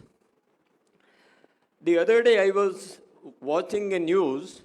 I read a lot of newspapers, and I saw the Honorable Chief Minister of West Bengal issued an order that at least one Bengali film should be shown every day in 365 cinema halls in Bengal. Just imagine how bad a situation is, where the Chief Minister is requesting Bengali people to see a Bengali film. And this is not the first time. This experiment was also conducted in Maharashtra also, where nobody was watching, the Marathis were not watching Marathi films, so the government had to issue the order. But let me tell you, this will not succeed. You may take the horse to the well, but you cannot compel the horse to drink the water. I am afraid the same thing may happen here also. Because the real problem is, in spite of the government order that a film should be shown at the important time, the people do not want to see the Bengali film. People do not want to see the Marathi film. That is the basic problem we have to touch. We don't want to see the realistic films which are made of the stories which are happening around us. Anuparna Roy, leave everything else. Anuparna Roy has made a film. Can anybody can tell even at least now what is her film's name? She is from this place. She worked as a call center to just arrange some money to make that film, as it was her passion. And since she didn't find any of the cinema hall in India, she had to take it outside India, in France, and she has won the award. I'm asking, it is an old news now. It happened around 2 weeks ago. So this is the level, that is the songs of the forgotten trees. She has won a very important award. Now, this is the concern which we have, the films, realistic pictures all around us. I at least grew up, since I like films, I at least grew up seeing the films of Mrs. Satyajit Roy, Mrinan Sen, Rituparna Ghosh, Shakti Samanta, Aparna Sen, and the most importantly, Bimal Roy. Now, nowadays, I am told that the that the regional Bengali films and even Marathi films are on the verge of being shut down. So my request to the media team is to come forward and do something where the people should start at least seeing the films, their own films. Second is TV news. Second is television. Now be honest and accept that 40% people who were watching TV 10 years ago are now, they are not watching it anymore. Even a 6-month-old kid in my house, I see, he or she is watching a mobile phone. They also don't watch TV anymore. So what should be shown in TV is a different matter. First, you have to do something where the people should start seeing TV at least. For that, you have to bring back the quality of the shows on the TV and at least the news presentation. I have stopped now watching news on TV. They are all shouting, number one. I don't understand why the TV anchors have raised the pitch of their voice. Do you remember Salma Sultan, Meenu Talwar, Raini Simon? Those were the ladies, they used to speak important news with their tone and their pitch very, very low. Here, the moment you start any Hindi news channel or any English news channel, everybody is shouting right at the top of their throat. Then the level of, and the news is false. I come from Bikaner. Bikaner has a boundary with Pakistan of 166 kilometers. We had, I will give only one example. That how false. We all saw, whatever we saw on TV about the war was all false. Imaginative. Far from truth. Now, we had a 4 days war. Seventh night May onwards, 10th of May. Bikaner was closed. No media person could go inside. Nobody can go outside. It was an emergency. Sirens were blowing out. Now my question here is, at that time I was in Trivandrum and I used to see some anchor in Asianet News there that abhi khabar aa rahi hai Bikaner ki taraf 4 viman ude, Bikaner se 4 viman Pakistan ki taraf ude. It was rubbish. Because there is no media person is allowed to enter in Bikaner, and army, of course, will not give any information. People were imaginative. TV news has become false and very, very highly noise-making. We have to do something about it. And then the quality of the shows.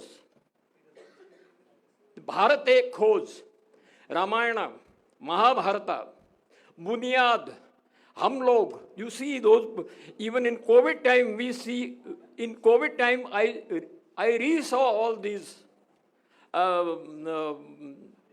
shows. Do you remember any of the show coming of today coming anywhere near to this, the quality of this, the high quality of these shows? TV people have to do something about it. And the third is newspaper.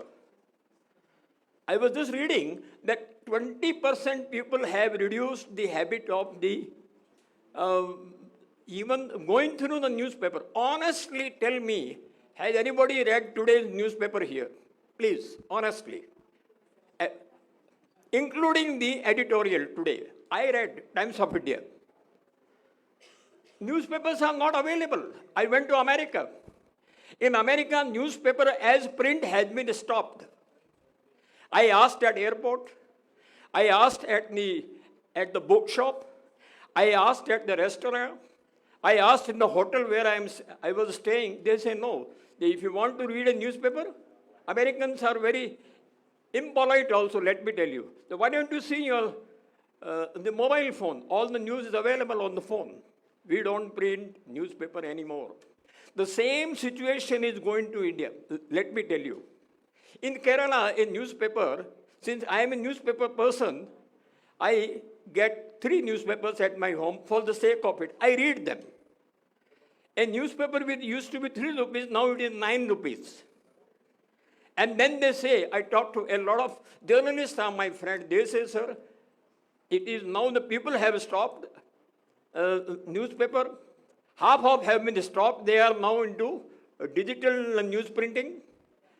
And those who are printing, they say we are printing because of the donation which we get from the rich people. So first, as a media conference, I appeal to the people who are associated with this conclave that let us do something where the people go back to the films, they go back to the TV watching, and they start reading newspapers again. This is because being a film person, I go and see the pictures only in cinema hall. And in cinema hall, in Trivandrum, they are showing Japanese films, they are showing Korean films. In TV, we are seeing Korean dramas. Why we cannot show a Bengali film? I am trying to see a Bengali film, I am told, Bhuton the Bhavishyat. There is a film? I am not able to see it. Because as a principle, I don't want to see it on OTT. I want to see it in cinema hall. And no one bothers about it. True, now the old films are being shown again. I just saw Godfather 1972. I hope that the films, the charm of the films will come back and we will see. And at least the producer, even Mr. Satyajit Roy, I have read his biography, even he never had sufficient money to make films. But out of passion, he kept making. Pather Panchali, I may be having a different pronunciation. It was shown in Karlovy Vary.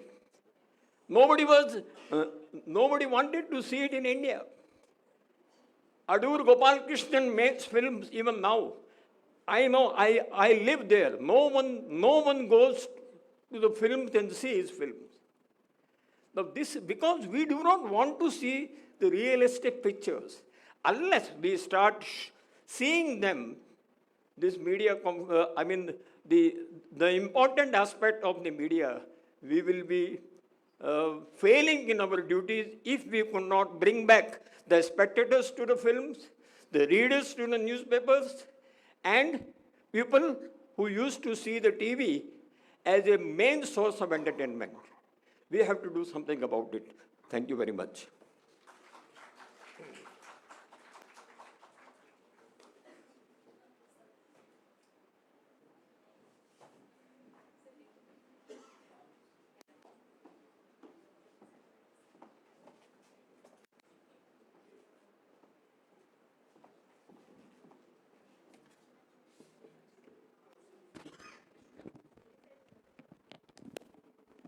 Again, I'm fixing my mic. Journalists report history. A rare few live it and help the nation make sense of it as it unfolds. Veteran journalist Jayanto Ghoshal is one of them. After a distinguished 4-decade journey through the heart of Indian journalism, he now joins NDTV as consulting editor. Mr. Jayanto has seen Indian journalism evolve from hot metal typesetting to the digital age and shaped its course with his fearless reporting and unmatched political insights. From the narrow lanes of Howrah to the power corridors of Raisina Hills, he has been a witness to India's most defining political moments. He began his remarkable journey in 1984 with Bortoman, made his mark as the Delhi editor of Anandabajar Potrika for over 20 years, and then expanded his presence on national television with India TV and India Today. Along the way, he broke major stories, the Pokhran 2 tests, the resignation of Raghuram Rajan, and traveled the world with every Indian Prime Minister since Rajiv Gandhi. He has covered G7s and G20s, the UN General Assembly, 6 trips to Pakistan, and that unforgettable historic ride to Lahore with Atal Bihari Vajpayee. Across formats, across languages, across platforms, Mr. Jayanto has remained rooted, reliable, and relentlessly curious.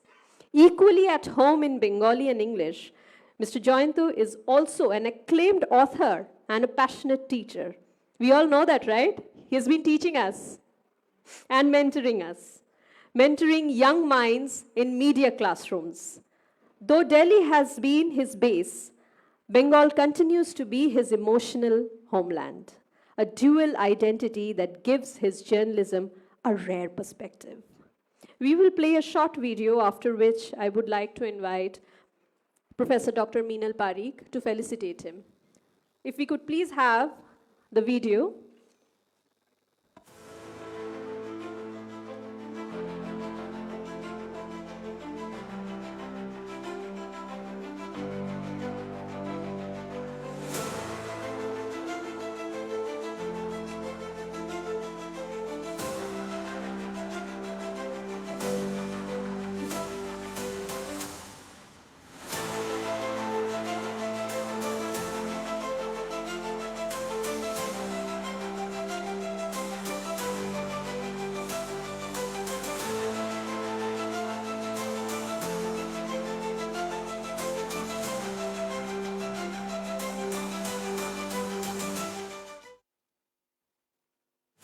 Beautiful, beautiful visuals.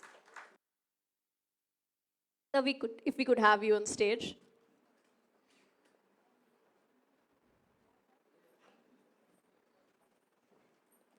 Can you imagine? He's been to Lahore 6 times. Part of history. You're witnessing part of history over here. A little small token from Sister Nivedita University.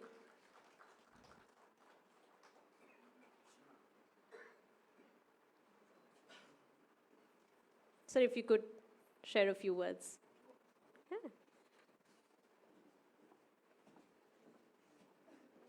Thank you. Thank you very much.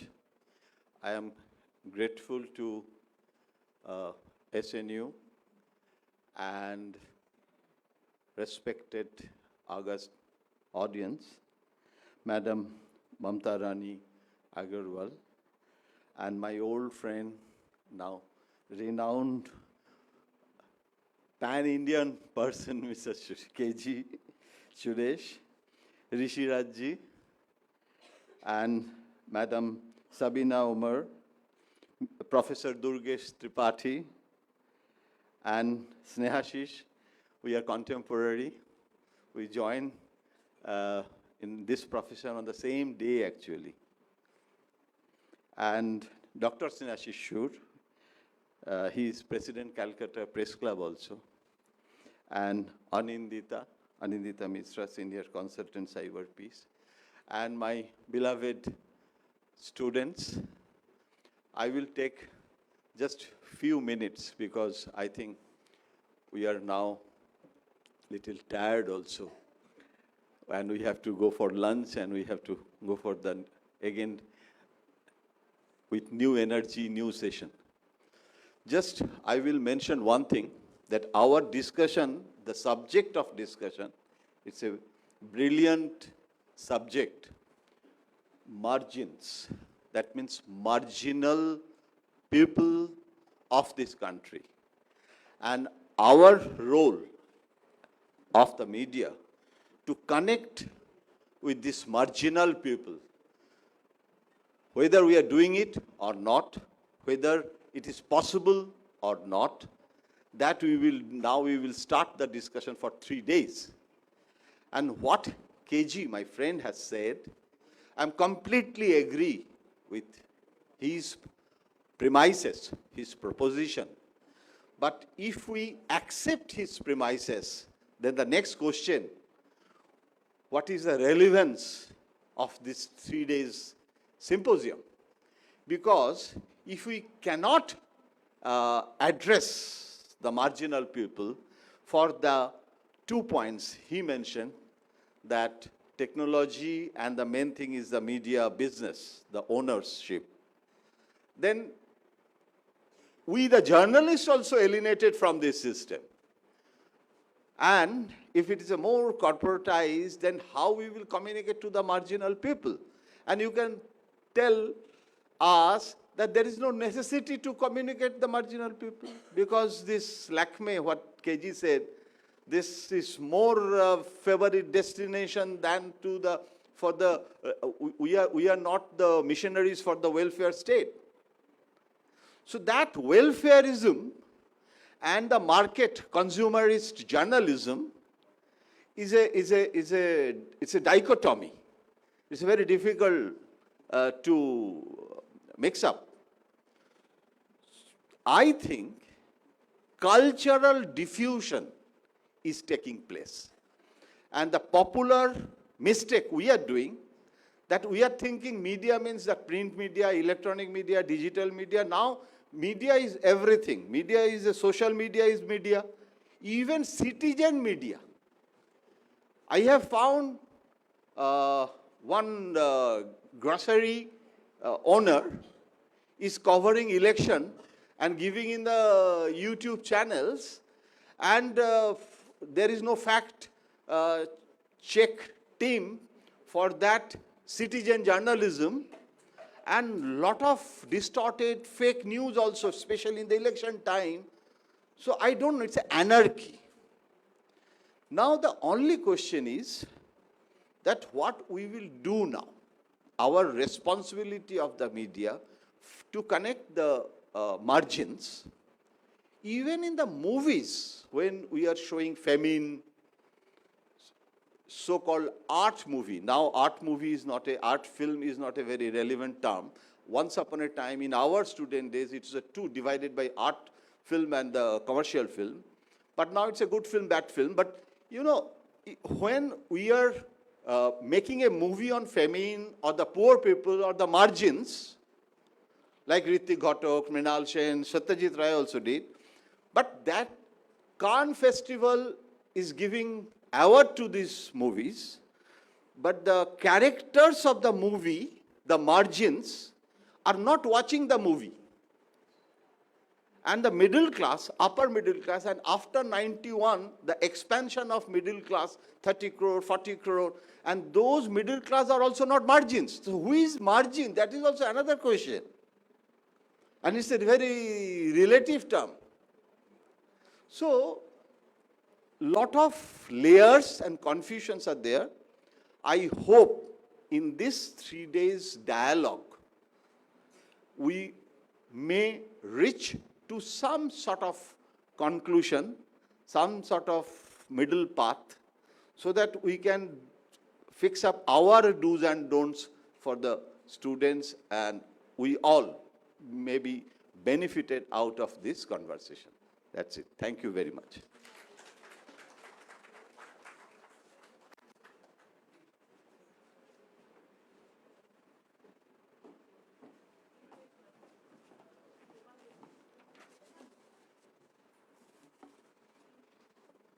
Thank you so much for your valuable insights, sir. Now, we're moving ahead and talking about someone very significant. Dr. Durgesh Tripathi is a distinguished academician in India and serves as a professor and founding faculty of USMC and in charge of School of Film and academic coordinator of online program at SIP University. Recognized for his significant contributions to the field of digital media, youth, and online education, he holds the rare honor of having presented his insights at the esteemed House of Commons in the British Parliament, where he shared the stage with the editor of the prestigious New York Times.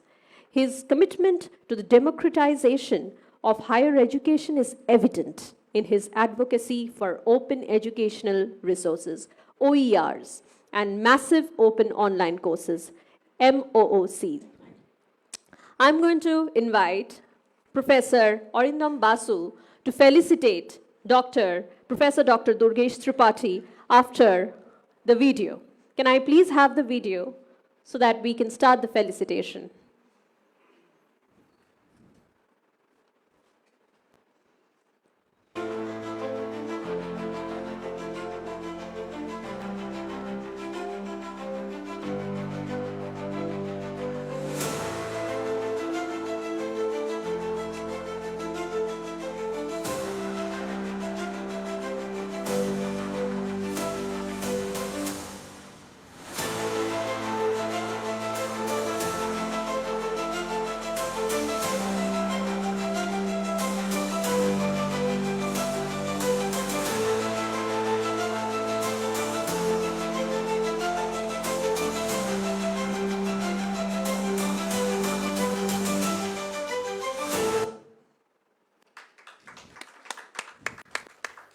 Can you imagine the British Parliament standing up there and talking about education, advocacy for education?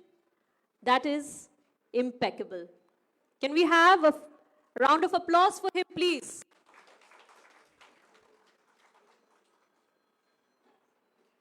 Small token of appreciation for being with us today and sharing time. Time is everything. And everybody over here, they're sharing their time with us. We appreciate that, sir, and we understand the value of your time.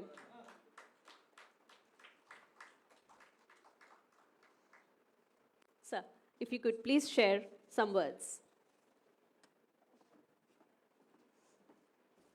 Thank you. Thank you for an excellent comparing by the very young scholar of this very prestigious university of West Bengal, Sister Nivedita University, Kolkata. I feel great honor to be the part of this very prestigious annual event of Sister Nivedita University as a media conclave. This time I can say that it's a very contemporary and very relevant issue that has already been covered by the previous speakers, related with the Pro-Chancellor Sir, Honorable Vice Chancellor Sir,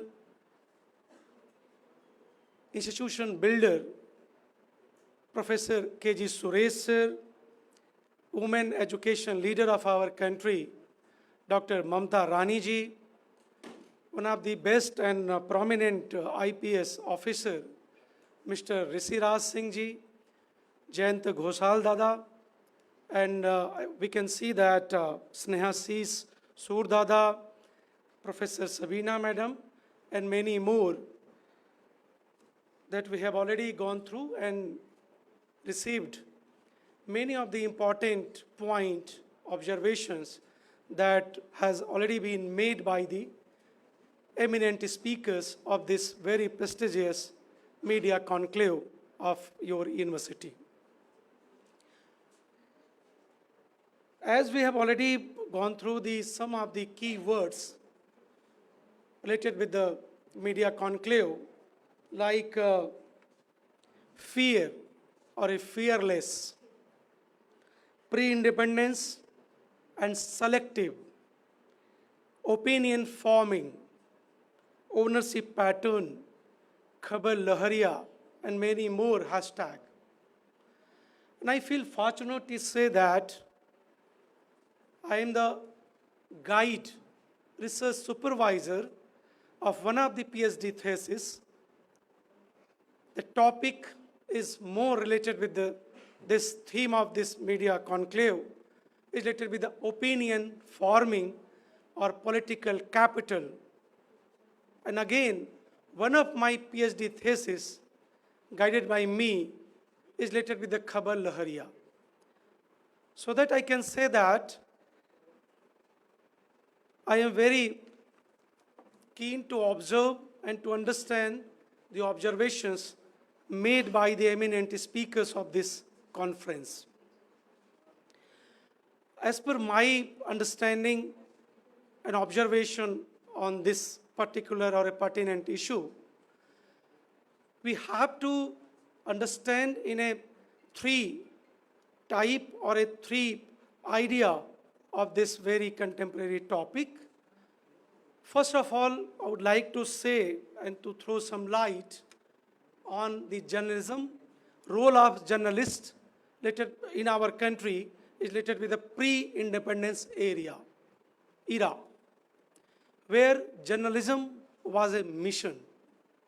We have already learned, we have already read many of the books, opinions, understanding of the previous speakers like Gandhi ji, no advertisement, so many things related with the same. Again, post-independence era of our country or of our journalism in our country, and the contemporary trends in our contemporary society related with the 21st century, and the journalism and role of journalist in our country in 21st century. We have already listened and read and understand about the journalism and journalists are the fourth state of our society. Now we can say that it's a fourth state becomes a real estate kind of a idea in our society. That's why we have to think about and we have to act about. Again, we have already engaged with some of the generation and the education and the impact of digital education for various things, so that we can say that we are engaged with the equitable and inclusive society of our country. But before of that, we have to think about the generation Gen Z and Generation Alpha. As we know that in our contemporary society, we have already engaged with generation Gen Z and Generation Alpha, and I feel fortunate to say that in near future, digital media or alternative media can be the way forward to reach each and everything related with the inclusive society.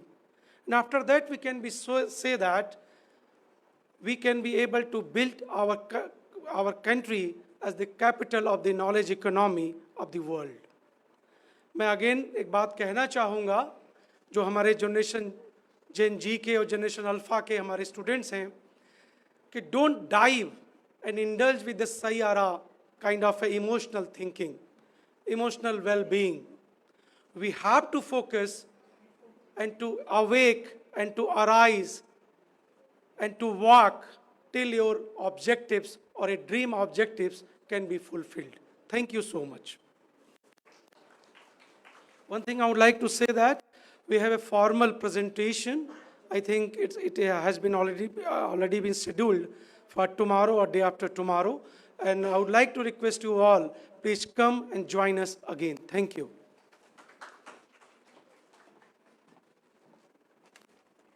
Thank you so much, sir. Students, did you hear that? Don't get swayed by the Sayyara effect. Do you hear that or not?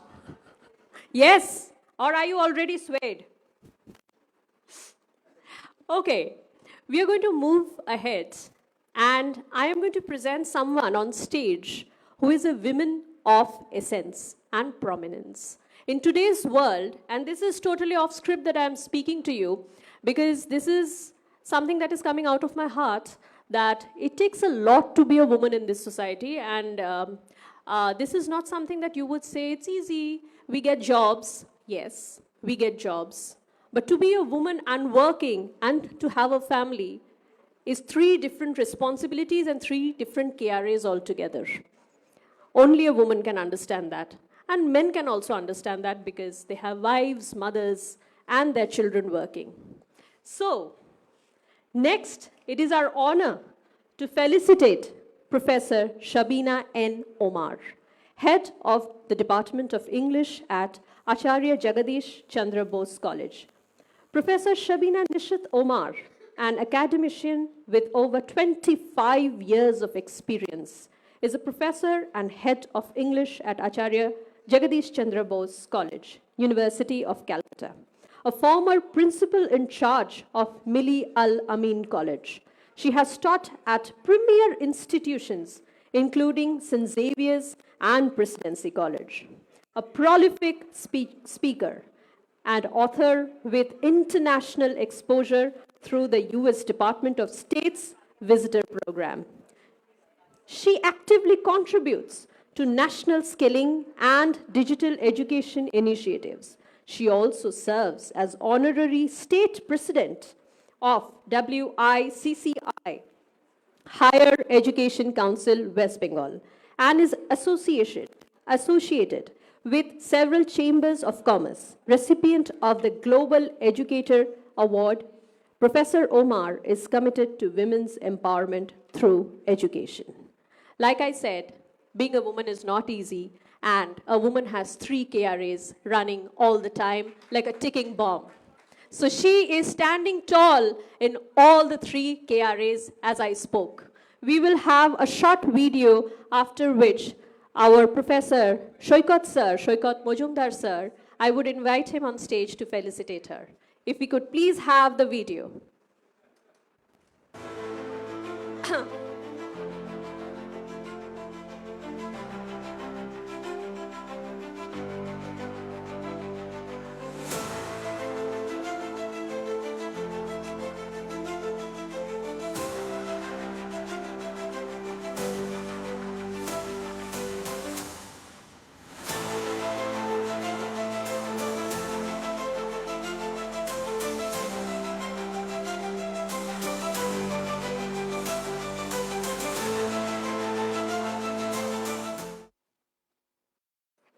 If we could please have Madam on stage so that we could felicitate her. Beautiful woman in a sari, always welcome, pleasing.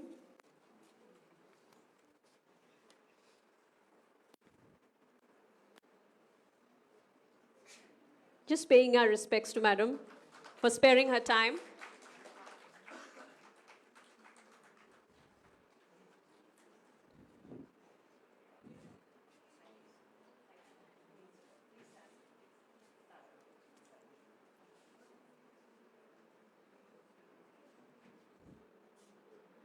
It's the small little details.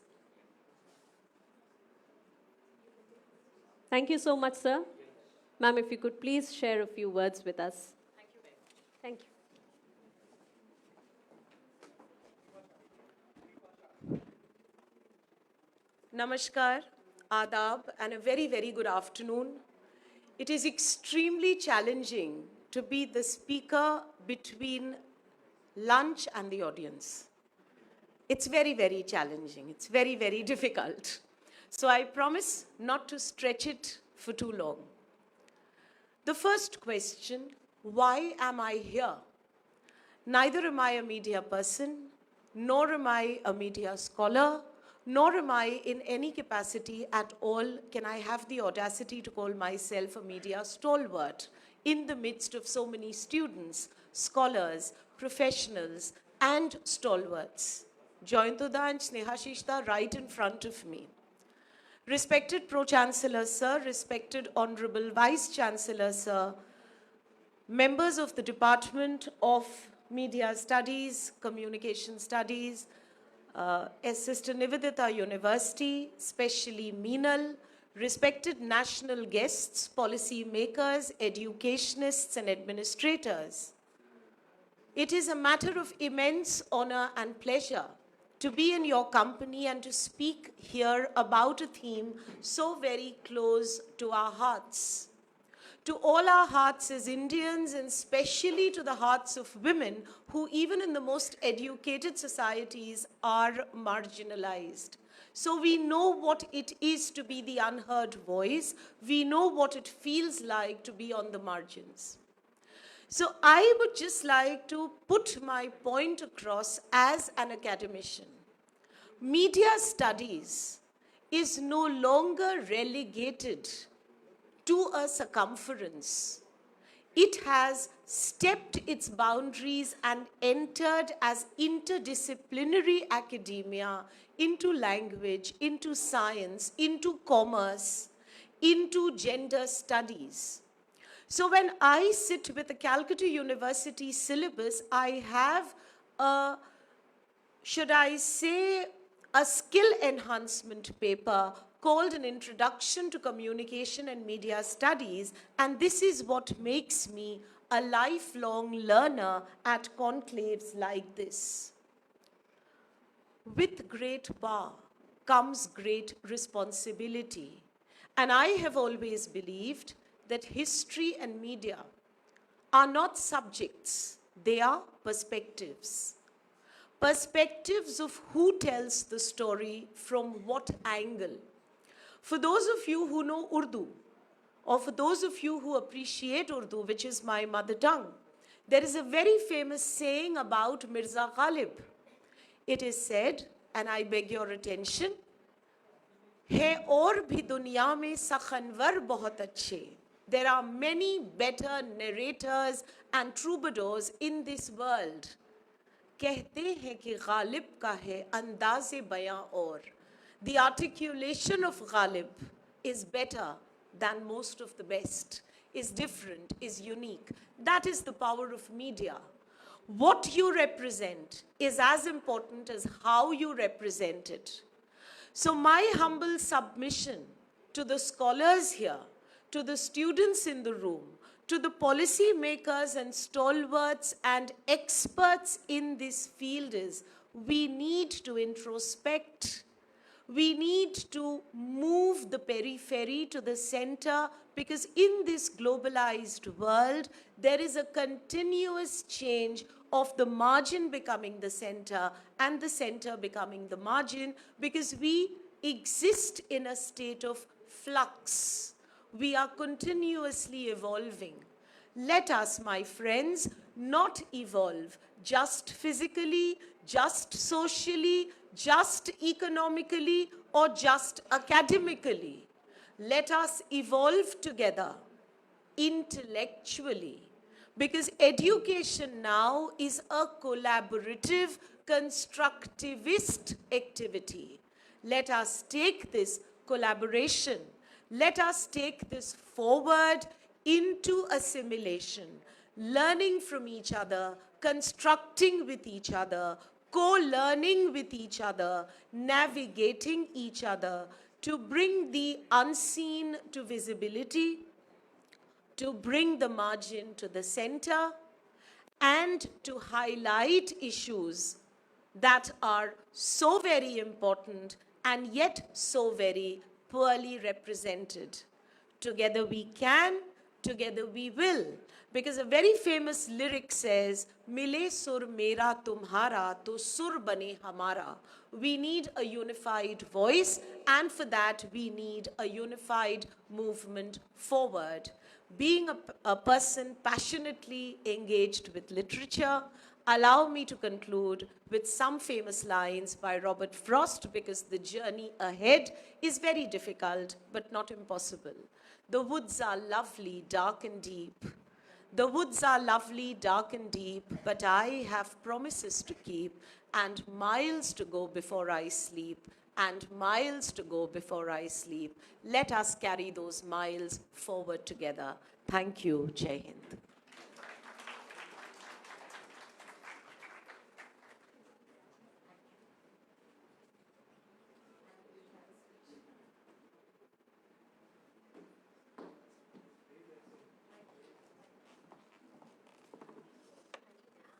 Thank you so much, ma'am. For a brief period, I just thought I was teleported 5 years back to my English classes. And I felt like I was a student where my professor was just speaking. I was happy, I had dreams, I have visions, and I have a world to conquer. And that's why professors are the best people and guides in the world, because nothing can compete a person who has dreams, vision, and the capability to teach it to you. Nobody else will, apart from your university teachers. Please, can I have a round of applause for all the teachers, academicians who work tirelessly for us and bring forward the best in us. Thank you so much.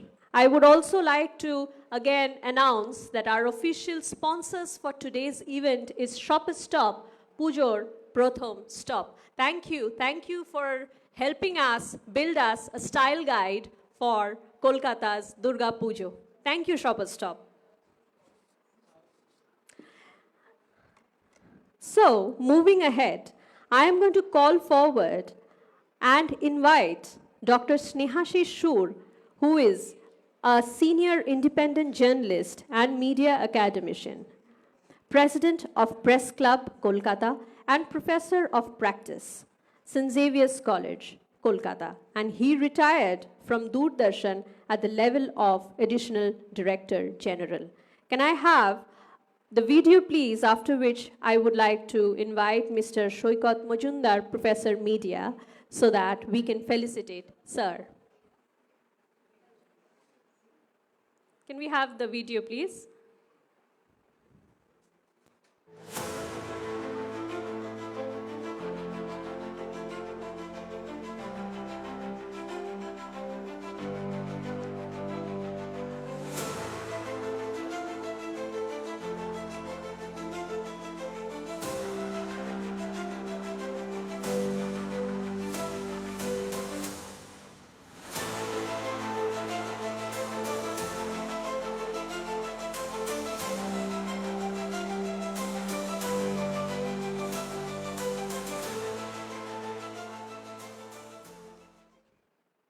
Thank you so much for the lovely video media team. If we could please have Dr. Snehashi Shur on stage and Professor Shoikat Majumdar from Media Department.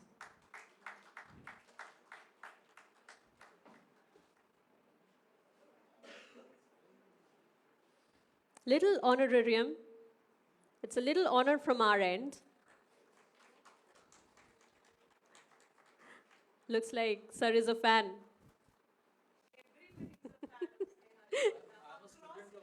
Oh, see? That is how the world evolves. Once you are here, second day you might be on the stage.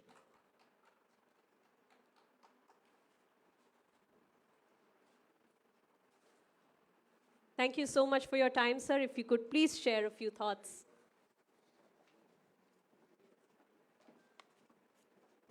Thank you very much.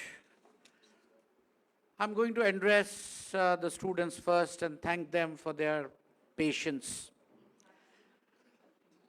You can't help it. And by now, you have understood who are the mainstream and who are the marginalized. So, the distinction is clear. So, you need to, firstly, you need to know, to identify the marginalized. Sometimes the voice of the marginalized are also heard, and then you have to hear the voice. Respected Professor K.G. Suresh, Professor Durgesh Tripathi, Professor Sabina Umar, Madam Mishra, and my friend Jointo. Definitely, as my earlier speakers have also said, I'm not going to stand between the lunch and yourselves. But I would like to draw your kind attention to each and every one of you. Please, when you are studying journalism and when you are practicing, please ask one question to yourself. Where are people in my story? Where are people in my story? The stories you do for practicing, the stories you do for publication, transmission, anything, try to find out where are the people in your story. If you remember this word from day one, when you join the profession or when you teach others journalism and mass communication, you can cultivate this idea, where are people in our stories?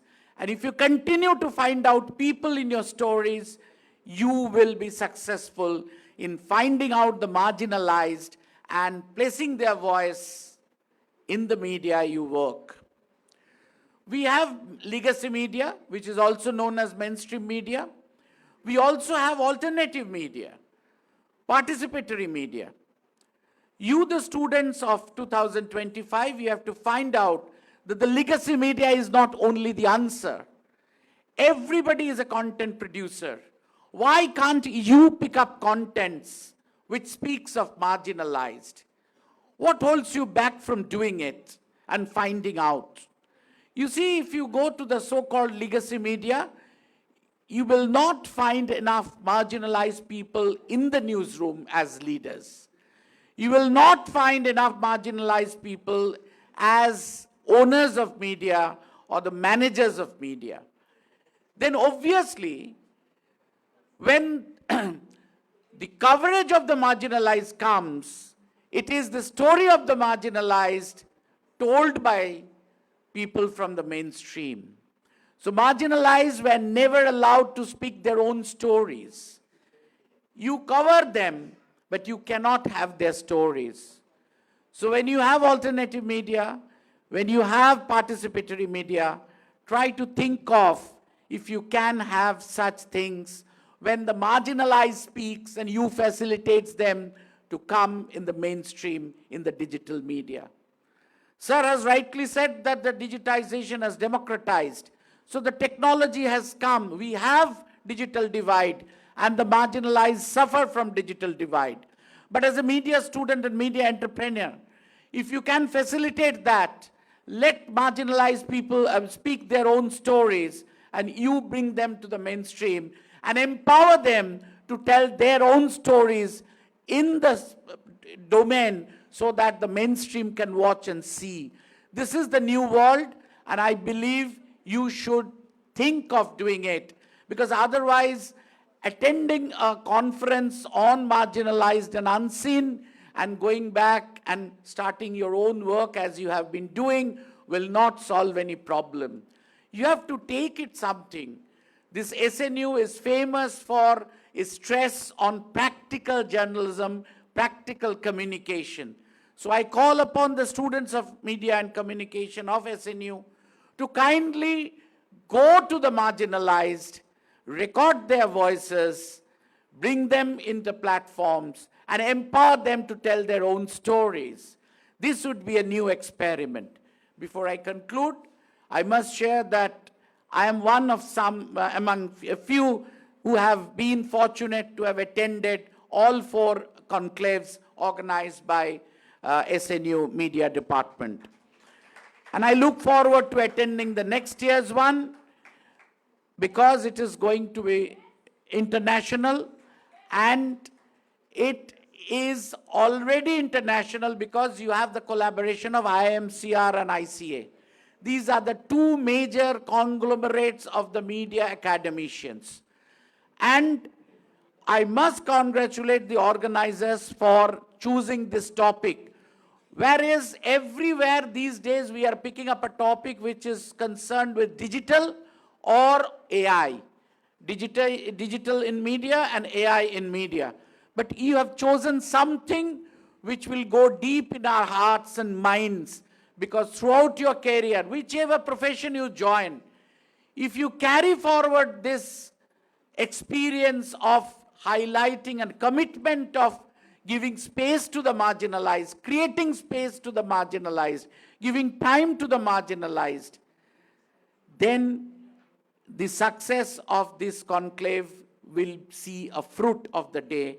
If you carry back, and as an empowered communicator, you communicate on the marginalized and you empower them to communicate themselves. Let them speak their voice. Technology has enabled such. Thank you very much.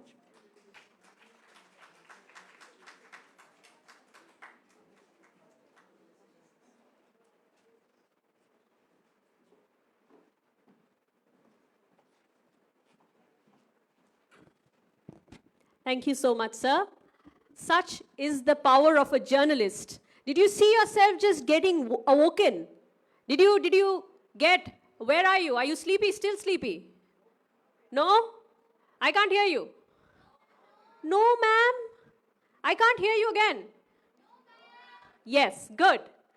So we are going to move ahead, and we are honored to felicitate Ms. Anindita Mishra, Senior Consultant at Cyber Peace Foundation and our esteemed partner, Cyber Peace Premier for our Media Conclave. She has been a driving force in advancing digital safety, empowering youth through initiatives like Cyber Peace Corps, E-Raksha, and Cyber Peace Clubs, and training first responders to tackle online threats.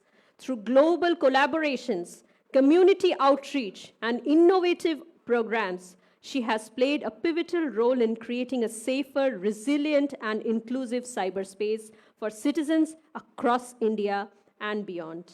we're going to play a short video, after which I'm going to invite our very own Professor Dr. Jhumur Dattagupta to honor Madam for her initiatives.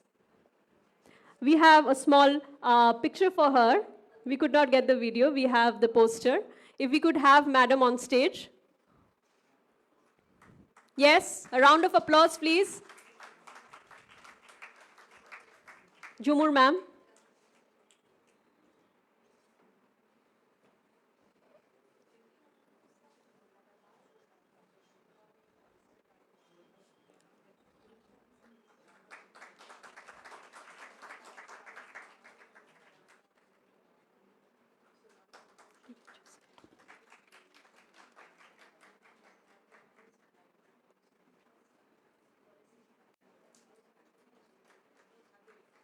Little tokens, yes, of appreciation. Madam, please, if you could share a few. You have a lovely picture on the portrait.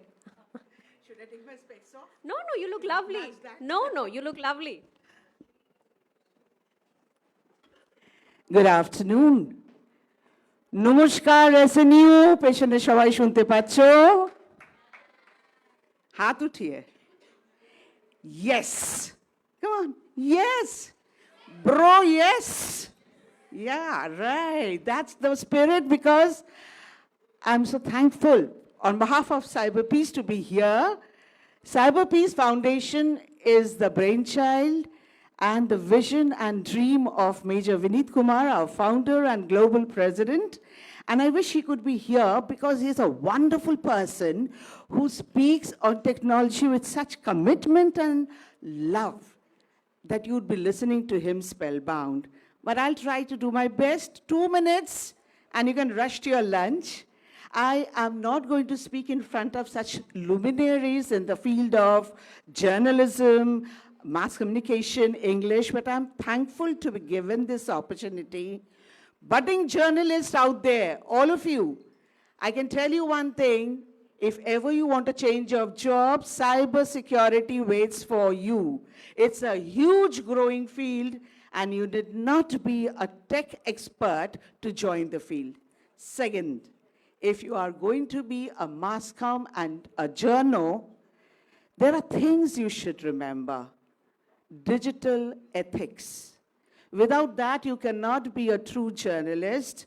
You'd only be mouthing what others said. Psychology of misinformation, wherein you need to know what your own biases and preconceived notions are, because with them, you are going to arrive at the very same conclusions your echo chamber and your bubble groups on social media had already arrived at.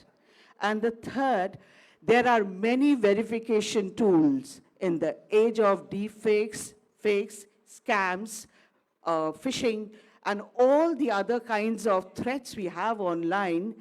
A lot of it is propagated by the media wrongly, inaccurately, by error, because today it is the age of breaking news. People stop verifying the source. So there are a lot of verification tools available, and you, Gen Z, they're young people who can bring about a change.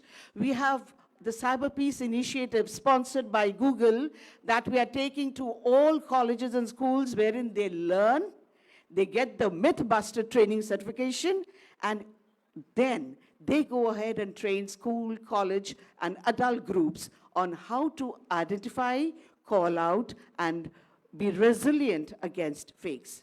With that thought, I'm going to leave you. Thank you so much.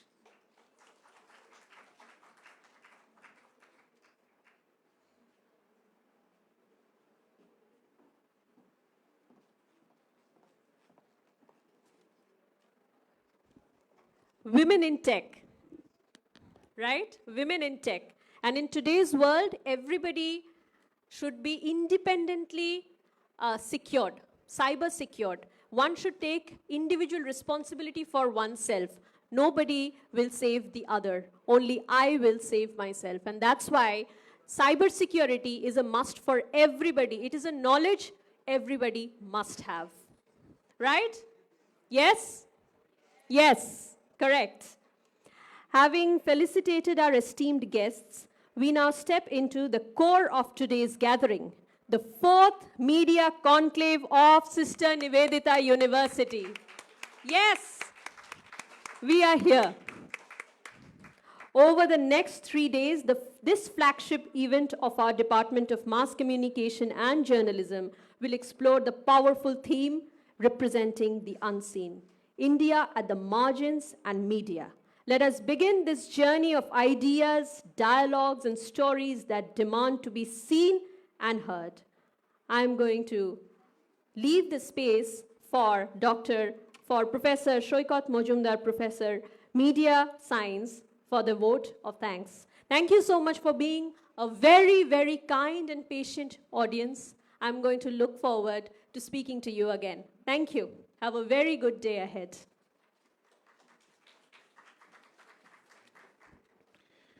Thank you, Tulika. And good afternoon, all. Good afternoon, dignitaries. Good afternoon, my seniors. Good afternoon, my students. And I will not make it long because it is already, we are running late. But I suppose it was a very, very enriching session, and it was our privilege, not only for the students, but also for us, the organizers, to listen to the dignitaries who are present here and listen to all the nuances of the media today. Especially, I am thankful to KG Suresh sir. Suresh sir has said that it is becoming a Mahakumbh of media educators. I suppose for Suresh ji and for all of us, we need a big round of applause. I am not going to brief everything we have, what we have listened, what we have learned. If I want to brief that, it will be a longer session. I don't want to make it longer. But as I have said, we are very much thankful to our partners, IIMCR, International Communication Association, Grooving Kolkata, Cyber Peace, all our partner Shoppers Stops, and of course, we are thankful to our dignitaries who have, despite their very busy schedule, has consented to come and deliver their speech. I'm thankful to Suresh ji, I'm thankful to Durgesh Tripathi ji, I'm thankful to Sabina Amar ma'am, of course, our seniors, Joyantoda, Snehashishta, and of course, our cyber peace, without whom our program would have been incomplete. I'm thankful to all. We are looking forward to all the 3 days, which I think will be very engaging and enriching. This is the end of the first session. I would ask our dignitaries to, our volunteers and our colleagues will guide you to the VIP lounge for the lunch break. The students will also get the break, and then we will join for the next session. Thank you so much. Acha, I have to do the unpleasant things. The participants for the next session, we are running late by half an hour. So instead of 2, we'll begin the next session at 2:30, and we will be absolutely on time, and we'll maintain that time. So 2:30 onwards, we'll have the next session. So we'll request our volunteers to kindly lead the dignitaries to the VIP lounge, And I request our participants to kindly bear with us for half an hour more, and we will begin the session promptly at 2:30.